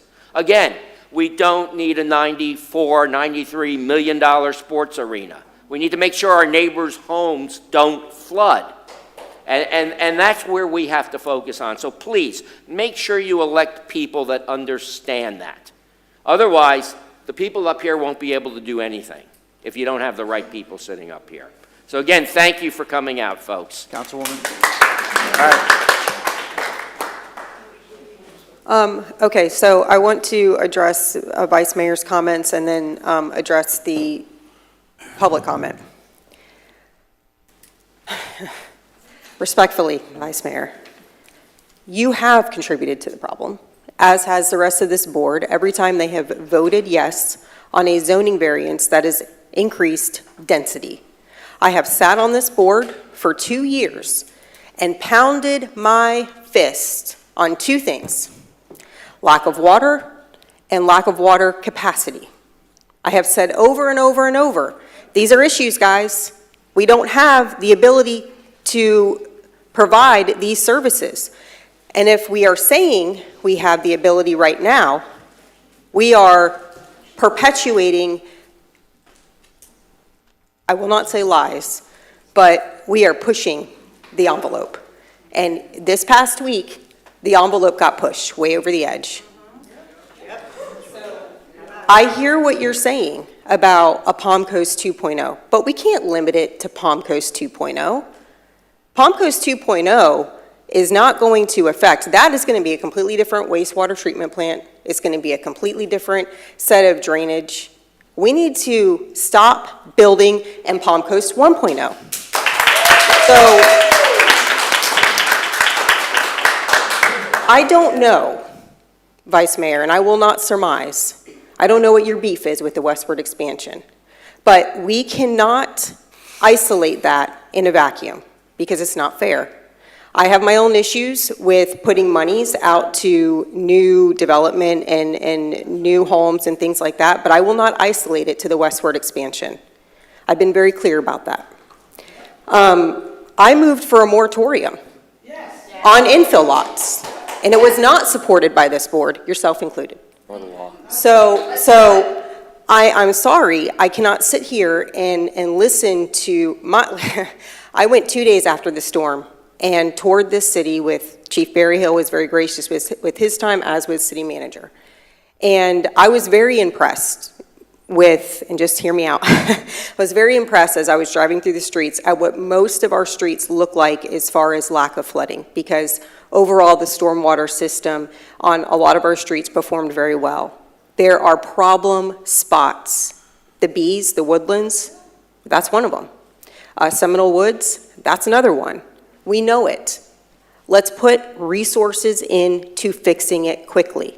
Now, this board, yourself included, Vice Mayor, and I appreciate my council members taking these steps, this board said, you know what, we are going to make it very clear what we're prioritizing as far as our monies, and we put 10 new boots on the ground for stormwater.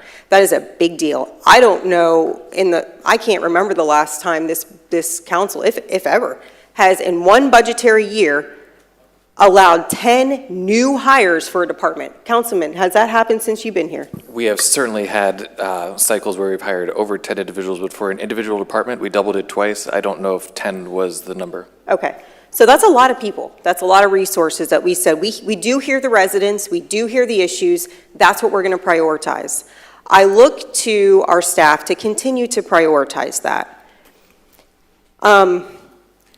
I don't know what the answer is, but I will move again. I am going to move again for another residential building moratorium for 1 year until we get this under control. We get the stormwater under control, and we get the wastewater treatment plant under control. Ms. Shank, you brought up the FDEP agreement. That is a different presentation today, so it is going to be heard before this council. And I was going to move for a moratorium then, but it seems to be timely now. It needs to happen. We cannot continue to build in this city this way and not expect to have these issues. I understand what the implications of a moratorium are. I get it. But we are in a hamster wheel, and we got to get out. And I am tired of having these conversations about what development is doing to this city. Now, if a moratorium is not voted on by this board, and I think it won't be, I look to stormwater, and maybe this is probably a workshop. I look to stormwater for a workshop that shows us what your plan is. Because we had some great slides that say, hey, here's the way that stormwater is structured, here's the very high-level structure of the budget, but we don't know really, and I know it had a list of some projects that are coming up, but what I'm looking for is, hey, this is the London Waterway project, and this is what it's going to do, and these are the streets that it's going to help. Let's get like a spider map up here that shows, or I guess, what do you call, an organizational chart that shows, hey, this piping project is going to help XYZ roads in the city. That way our public knows what we're doing for them, because I hear people come up to the podium and say, you're not listening, you're not doing anything. And I know sitting in this seat that we are, but we're not communicating it to them. And I think that's the problem. To your point, Ms. Shank, about educating us on the culverts, let's make a video, if we don't already have one, to the regular person on how to clean out their culvert. Because as a young, able-bodied person, I can get out there with a shovel and do it. I don't want to, but I can. And so can my husband, but there's a lot of people who can't. So let's come up with some instructional videos, like, right, what's the thing to do now? We YouTube it, right? We don't even Google things anymore. We YouTube how to do things. Let's do that. Show them how to clean out the culverts. I also want to see if there's a possibility to purchase vacant infill lots with ESL funds to help with drainage. Because when you put up parking lots and you clear lots, we take away the trees, we take away all the wonderful things that soak in this water. Let's look into maybe purchasing some infill lots with ESL funds to help with the drainage. I don't know if it'll work, but I feel like it should. And if it won't, then tell me why, okay? Just educate me. Educate all of us. That's your job, please. So these are kind of the things that I'm looking for, but at this time I move for a residential building moratorium for 1 year so that we can get our wastewater treatment plant under control, and so that we can stop, get some of this engineering, this stormwater taken care of like we said we're doing, and then we can go back to building when we have the proper drainage in place. So that's my motion.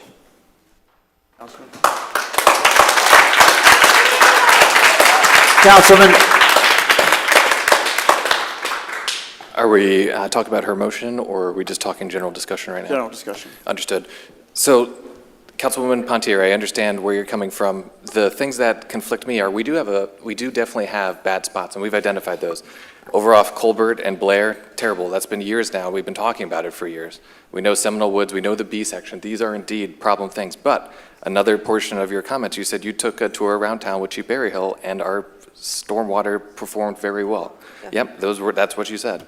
The problem I have is that we're sitting up here, we're saying, let's have a moratorium on building, when we had a water rate study come before us, and you refused to even increase utility rates to a level that would sustain our water utility. We sit up here and we talk out of both sides of our mouths, where we need projects like this to be able to sustain what we have today, but it's only in terrible situations like those 3 that you highlighted, which, to be fair, staff has enumerated and laid out some plans in the past through workshops on where they're going to address, and unfortunately were vetoed through our state legislature. But yeah, the situation is dire in certain areas, and that's where we should be focusing, and I believe that's where staff is focusing. We have projects identified that should, knock on wood, solve those problems. So I'm very conflicted with the language that we're using up here. And for education of our audience, a moratorium has huge legal ramifications, and you say you understand these, and I'm sure you do in a legal purview, but I don't believe the audience does, and I don't believe that probably our entire council up here does. There are huge implications that would come with a citywide moratorium on infill lots from property rights. But hopefully our audience can inquire about those as well. But things like raising our water utility rates to a level that will sustain our utility are necessary. And those steps were not taken by our council. If you have professionals coming here to tell you what the problem is and how you're going to be able to get out of it, we need a council that is going to listen to these things, to be able to provide solutions, to be able to run our water utility effectively, but then also we need to fund these projects that potentially aren't going to come down from the state. So those are my comments. Councilman Gambaro. Thank you, Mr. Mayor. With regards to the wastewater system, I was out there on Thursday as well, taking a look at the improvements that need to be done. There is no doubt that is an emergent threat to our community, and we have to take action right away. The staff is going to brief us on what it's going to cost to fix it going forward, expand wastewater treatment plant number 1, and it's $240 million. It's a ton of money, okay, to get it to increase the capacity that we need. And so, where's Sandra back there? In full transparency, I've already started engaging Senator Rick Scott, and Congressman Mike Waltz's district director, who just called me during the meeting. We're going to start engaging to see if we can get federal dollars, FEMA dollars. I can't tell you that I'll be successful, but we're going to do everything we can to try to ask for help outside of local tax dollars going to rebuild this project. But it is a priority that has to be addressed right away, and I appreciate everybody's comments. Thank you. No, I'm good. Just quickly, I just want to respond to the utility rate. I agree with you. We did choose not to raise utility rates. We chose to raise the impact fees, which I think was the right thing to do because, quite frankly, I'm tired of my current residents paying for growth. Yep. So, yeah, I'm not going to agree to raise utility. Now, do I think that they need to be risen because of the FDEP agreement that we're now bound to? We're going to have to do it. Yeah, we are, because now we have an agreement from the state that says if you don't expand your plant, we're going to start fining you. So now we have to. But I just, I hear what you're saying, Councilman, but everything has been raised. Now this council, thank goodness for our city manager and staff to work to cut things in our budget so that we could do a slight rollback. We've been able to keep property taxes low, but stormwater's gone up, utility went up.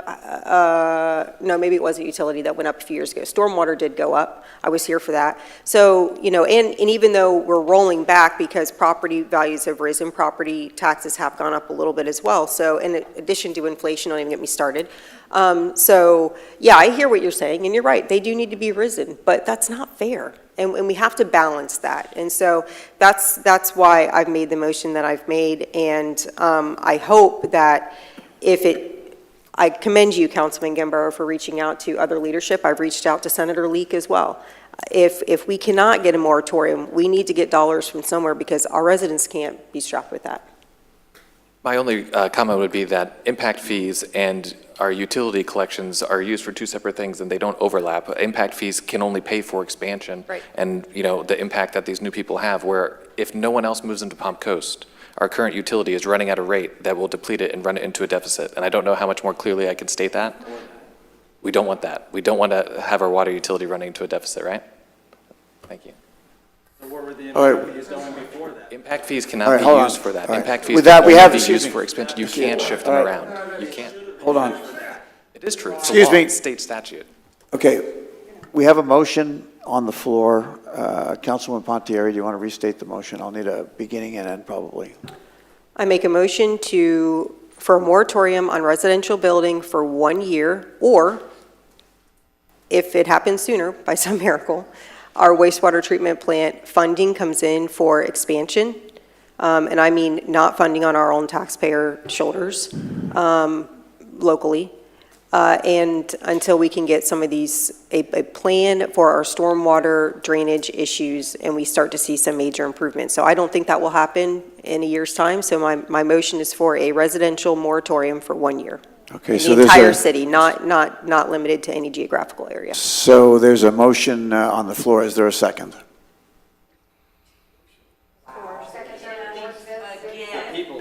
So there is no second, so the motion fails.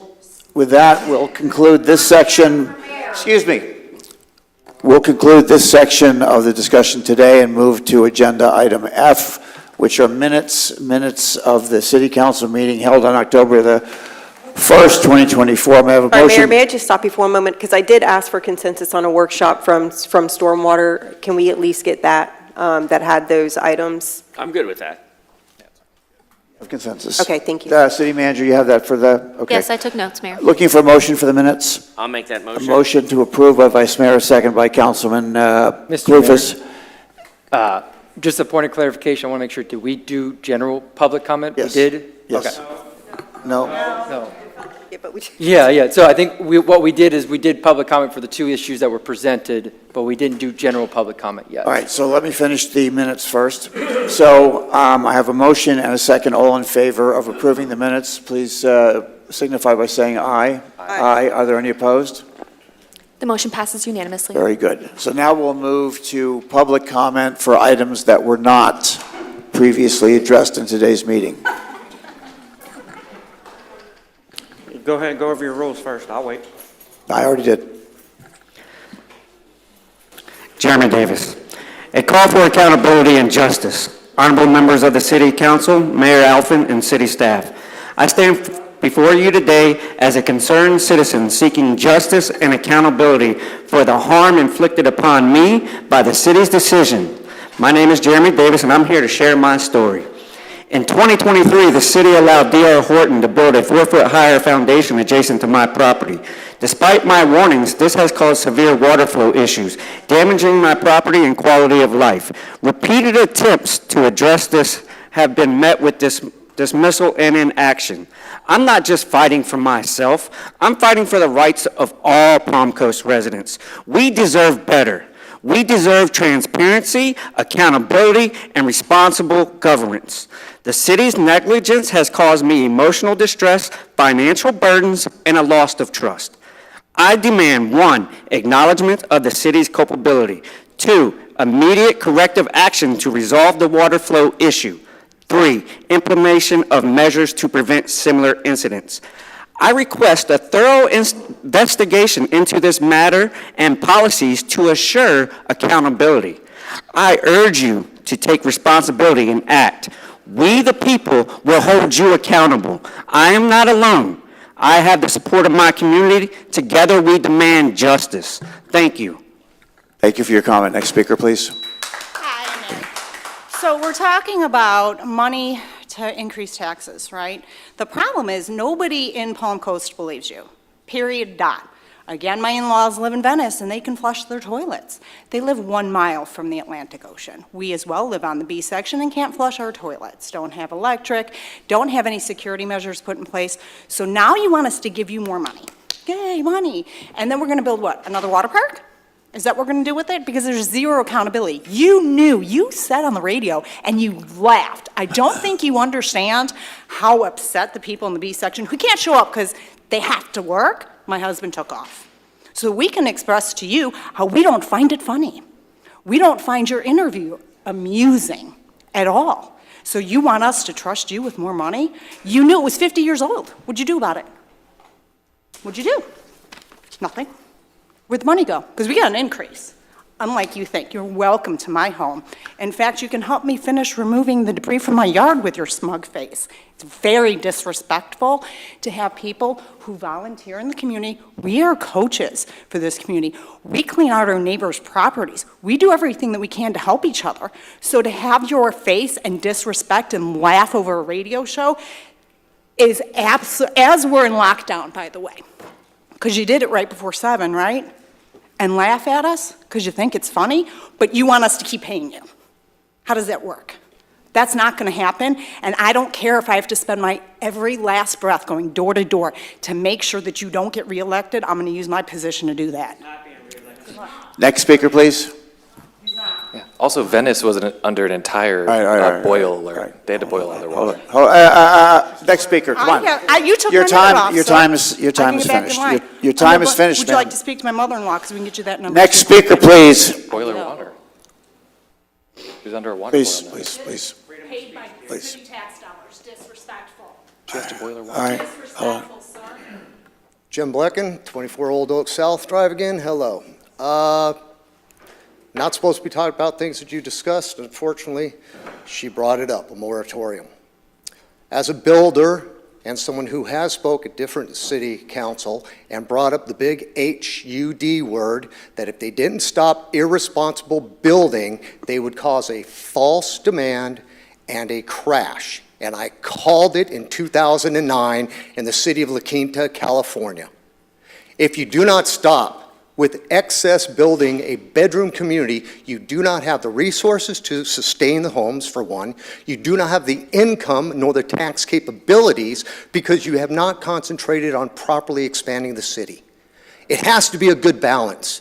You have to have industry. You have to have manufacturing. You have to have culinary. You have to have other things than just more homes with people for an instantaneous tax grab, because you can take the 200 acres that you're getting nominal amount of tax revenues and throw in 500 homes, which now you get 5,000, 6,000 a year from. That is why cities fail. A quick grab. Because what happens when you bring all the people in here? You can't sustain the homes, you don't have the infrastructure. You can't sustain the housing and the quality of life here because there are no jobs. There's no income stream. You are degrading the city of Palm Coast by allowing overbuilding. So until you start bringing in good paying jobs, industry, manufacturing, think about doing multi-use projects. Stop with high density. You're not going to make the city go forward. You're going to be tearing it down and making it move backwards. Now, back to the culverts. Quit with $15, $18, $20 million of maintenance every single year. Get long-lasting solutions where it's a one-time payment, and then the next year you can do another section with permanent solutions. In 5 years, So you've spoken you can about that stop already. this. Thank No, you. I'm talking about delegating dollars properly to permanent solutions, not continual maintenance. Continual maintenance is a drag on the resources, i.e. tax dollars, that could be allocated to other projects once it's solved permanently, not bit by bit with regrades, regrading, resodding. Permanent solutions. Thank you for my Next speaker, please. Again, my name is Rose Chimicero, and I want to let you know, it is a disgrace that we voted any of you all in except for Teresa, Miss Councilwoman Teresa Poncherari. I am so grateful and thankful that you try your best to fight against these people, and you're like omitted because you just came in. But every disrespectful council person that has sat there and took these years and made us to where we are today, we paid you to do what you're doing to us now. And it's disgraceful to sit there and know that you got that paycheck and did what you did. We got other two hurricanes possibly coming. And now, what? You leave and you sit there and you say, oh, vote for the next person because you did a good job. We're here because you did a good job. Thank you very much, all three of you. And you as a mayor is a disgrace. And you should have resigned a long time ago. Are there any other, excuse me, Hi, again, Leslie Johnson from the Peace section. I'd like to propose a suggestion. The suggestion, if you don't have a moratorium and you're getting new builds, whether it be western expansion or infill lots, you're getting impact fees. And as Mr. Kloufas pointed out earlier, that can only be used for the new builds and things of that nature. Am I correct with that? For expansion. Okay, thank you. What I want to know is, and the proposition is this, take a percentage of that impact fee, I'm going to throw a number, 20%, put it aside in a general fund or an all-purpose fund or something, because things break. Our builders, there are some that are really, really good and responsible, and there are some that just downright do not care. And we have drainage problems, as you well know and as you have heard. So the thought is, what do we do? How do we help our people? Where does that money come from? Well, if we sue you, we end up suing ourselves, right? I mean, who wants that? All right, we're going to end up taxing ourselves just to get help from the city. So rather than that, we can put it in an all-purpose fund specified for when the drainage fails, when the builders have failed, and we have no place else to go. All right, so that's just a thought. Put that in your simmer pot. And finally, I just have one more thing to say.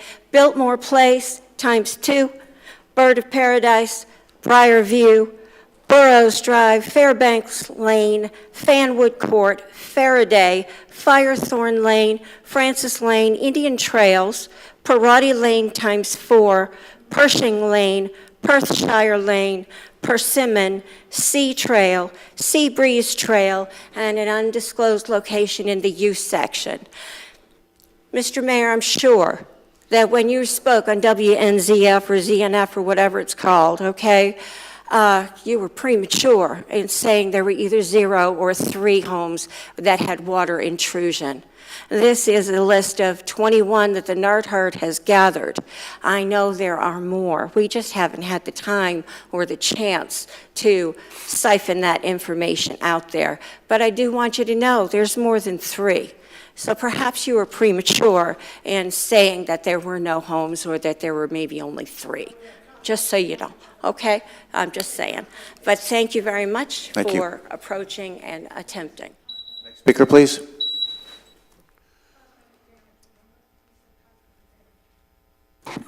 Candy Stevens, flooded in Flagler. 388 days. That's how many days that I've been telling you that this was going to happen. Haven't I? So, because my brain works, I have a map, and I have copies if you like. See the red dots? Those are my houses that flood because of higher built homes. They're laid on top of the new flood evacuation zone map that you guys just put out this time. Also, in those new areas are all the new developments that are going in. So along with insult to injury, we're having the higher build floods our yards. But now we have the new developments that you're building all over the place, causing it also. That's all in this area that's been added to the map. So I foresee the map be coming out here next time. I never thought I'd have to fight for my right to pursue happiness in this day and age, but yet here we are again. I want you to ask him in front of all of us what we can do right now to slow building. There has to be something that also needs to be transparent to the people because we want to know.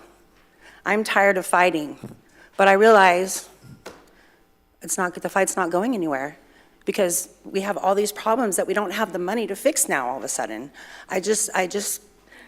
I'm really beside myself. So if anybody wants a copy of this map, I have it for you. Okay. Keep it clear. Thank you. Are there any other members of the, yes, ma'am?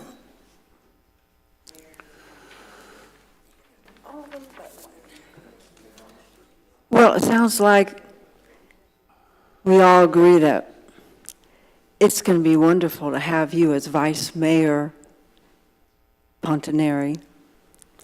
And I'd like to recommend that you go ahead and propose that moratorium. And maybe it just needs to have some considerations added onto it as far as what Councilman Clufus was referring to. There might just need to be some considerations on what to do about the legalities added on to that. But as far as building, we do need to put a halt in order to make sure our infrastructure is adaptable. And we are functional as a city, and we don't have a crash.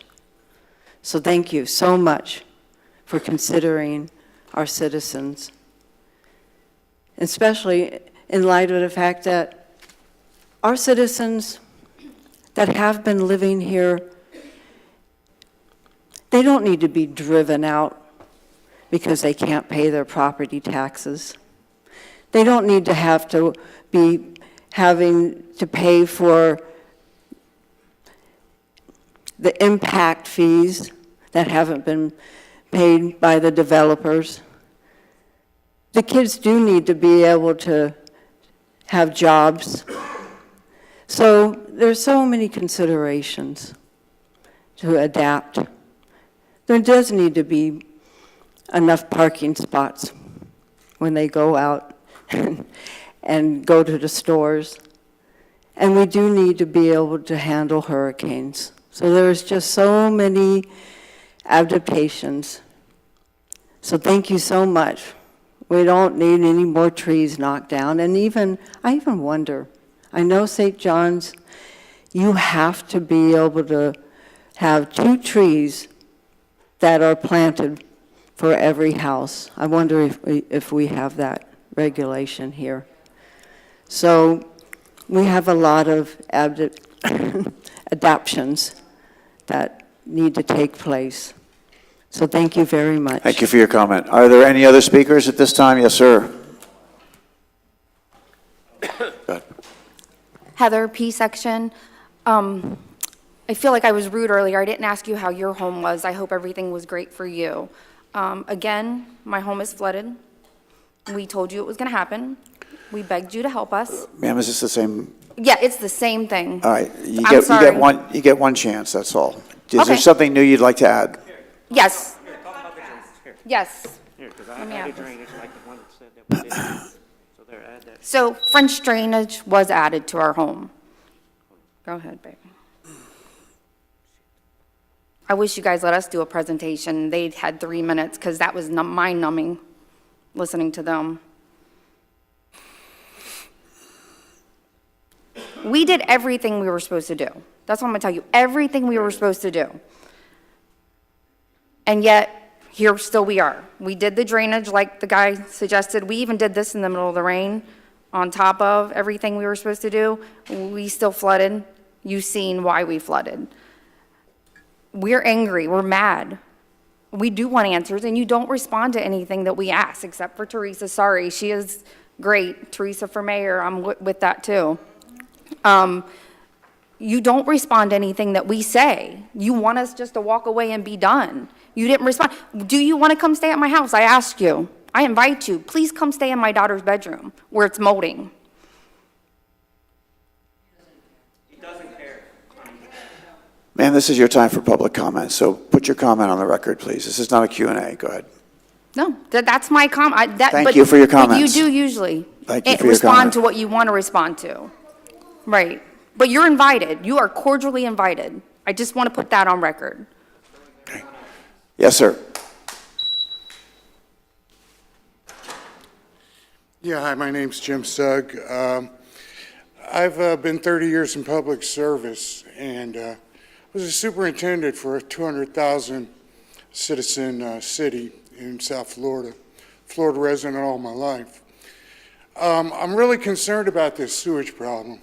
And I think what we need to do is get a study on this. Let's get a flow chart. Let's get a handle on this. Let's find out, what is our max capacity? Number one, we need to know the max capacity. How much are we able to handle? Until you know that, you can't make plans. You can spend millions of dollars on engineering and all this, but if you don't define the problem, you're never going to fix the problem. And I see there's a major problem here, okay? It has to be reported to the feds what your raw sewage is, and how you're disposing of it. There are records of this. We need to know. The citizens need to know. Thank you. Thank you. Are there any other members of the public that would like to address me at this time? Seeing no one come forward, I will close public comment. Would you like to address public comment, anyone? No, I'm good. I have nothing further, Mayor. Okay. With that, City Manager, did you want to break now, or did you want to get through one more piece? That's to your pleasure, Mayor and City Council. Did you want to take action on the stormwater item, which is H10?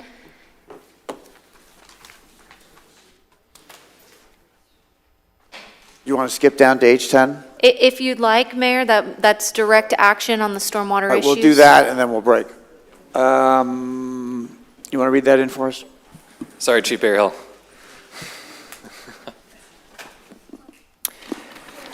Resolution 2024-XX authorizing a loan from Webster Bank National Association in the aggregate principal amount of $18,500,000 for the purpose of financing stormwater equipment and improvements.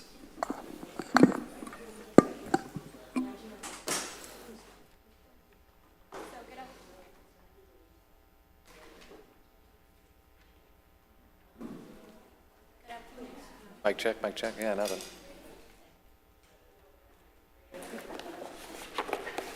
Okay.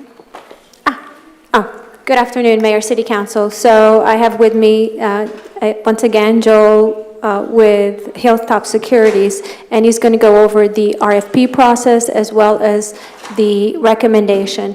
I just have to find my presentation. It's not in here.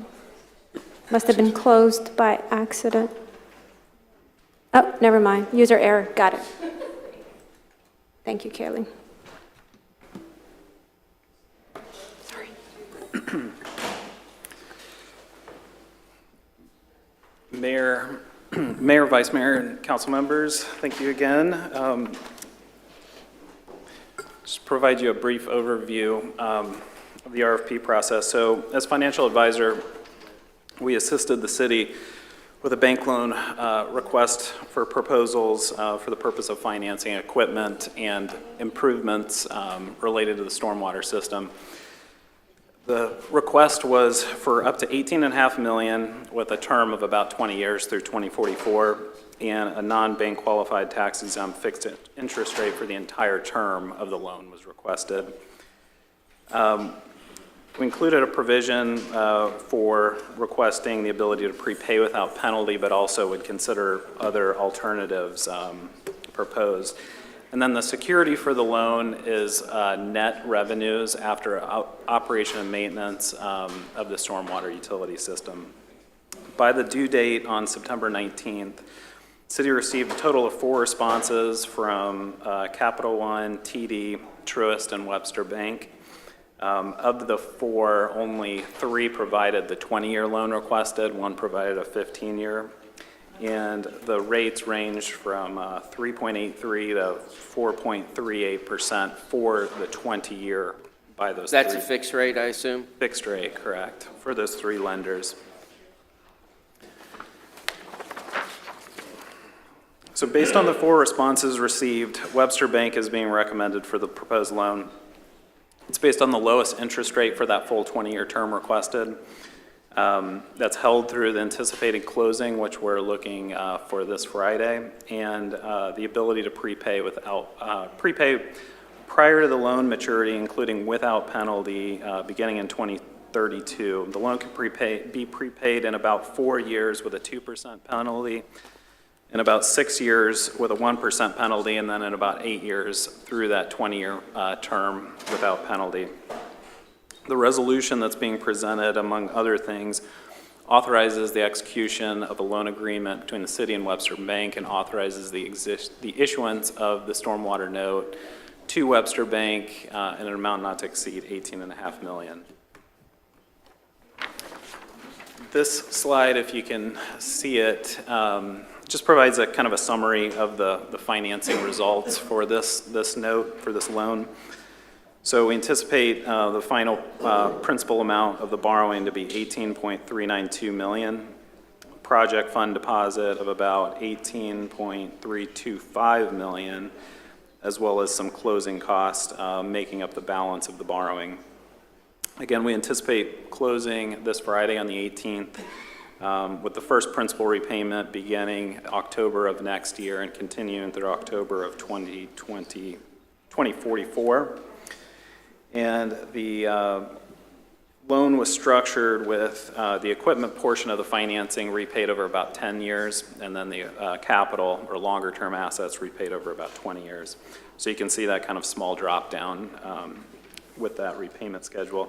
Then the all-in TIC, which is the all-in true interest cost for the borrowing, is about 3.87%, which results in total interest over the life of $7.94 million. In terms of the remaining schedule, again, we're looking, or the authorizing resolution is being presented to you today, and then pending approval, we would be looking to close on Friday. With that, I'm happy to answer any questions. Questions from city council members? I have none. Councilwoman Pontieri? Yeah, this is more probably a question for Stormwater or even Carl. I'm just a little confused as to what exactly this loan is for. And how it'll help us. Yes, what's the ROI on this? Because I see interest that we're going to pay of almost $8 million. That is correct. Yeah, we have about $1.3 million for various pieces of equipment. A lot of those are associated with the new hybrid ditch swale crew we're adding. A VATCon truck is the bulk of that. It's over $500,000. We have a couple excavators and some dump trucks, as well as some remaining equipment that was for next year's paving concrete crew. They're long lead time items, so they're part of the loan. Then we have $17 million for the capital projects. We identified those 3 crossings that outfalls that Carmelo was referring to in his presentation. There's design for those. Those will be constructed in a future loan. We have So that's pipelining. just for the design? That's small dollar for design this year. You about gave me a heart attack. Right. We have, I think, we have $4 million for pipelining, and we have $4.2 million. You know, these numbers may fluctuate once we actually finalize. Some of these designs are done, some are not, so these aren't hard and fast numbers. They're just breakouts. We have $4.2 million for the Colbert upsizing project. We have $5.75 million for drainage improvements in the K section, $1.2 million for some freshwater canal dredging, and then we have design for Lehigh Canal under 95, where there's a constriction point. That was another one of the top 10 projects in the Master Stormwater Plan. That's for design work to look at ways we can enhance and improve that capacity restriction point there. So the 1.7 for the freshwater canal, we're subbing out for that. Was it cheaper to do that than do in-house? It's 1.2 million. Yeah, we don't necessarily have all the proper equipment for our canal dredging. We had a larger pontoon. You know, we swapped that one out with the culvert truck. But it's a small section. It's 1.2 million. It's not huge cost compared to our prior dredging that we did over in the east section that we used an SRF loan for. Okay, so all of the breakdown of the projects that you just spoke about, those are being subbed out to other companies to do, is that, I'm trying to figure out. Yes, all this work will be done by either design consultants or contractors. The bulk of it's construction work, so it is construction work we bid out. Okay, thank you. And I'm sorry, one more question. The equipment that you listed, that is for ongoing maintenance that we'll continue to use, right? This isn't like one-time use stuff? Absolutely. Okay. The initial purchase, we use a loan, then we'll start saving up money for replacement in the future, and that's incorporated in our budget. Got it. Questions? Just one comment. If we could just do awesome job for the sake of our future councils on social media to alert everybody that these are improvements that are coming down the pipeline, that things are in motion, we're approving things, we're putting money into our system, not so much to save us up here, but for future council members to not take so much heat. Thank you for that. Councilwoman?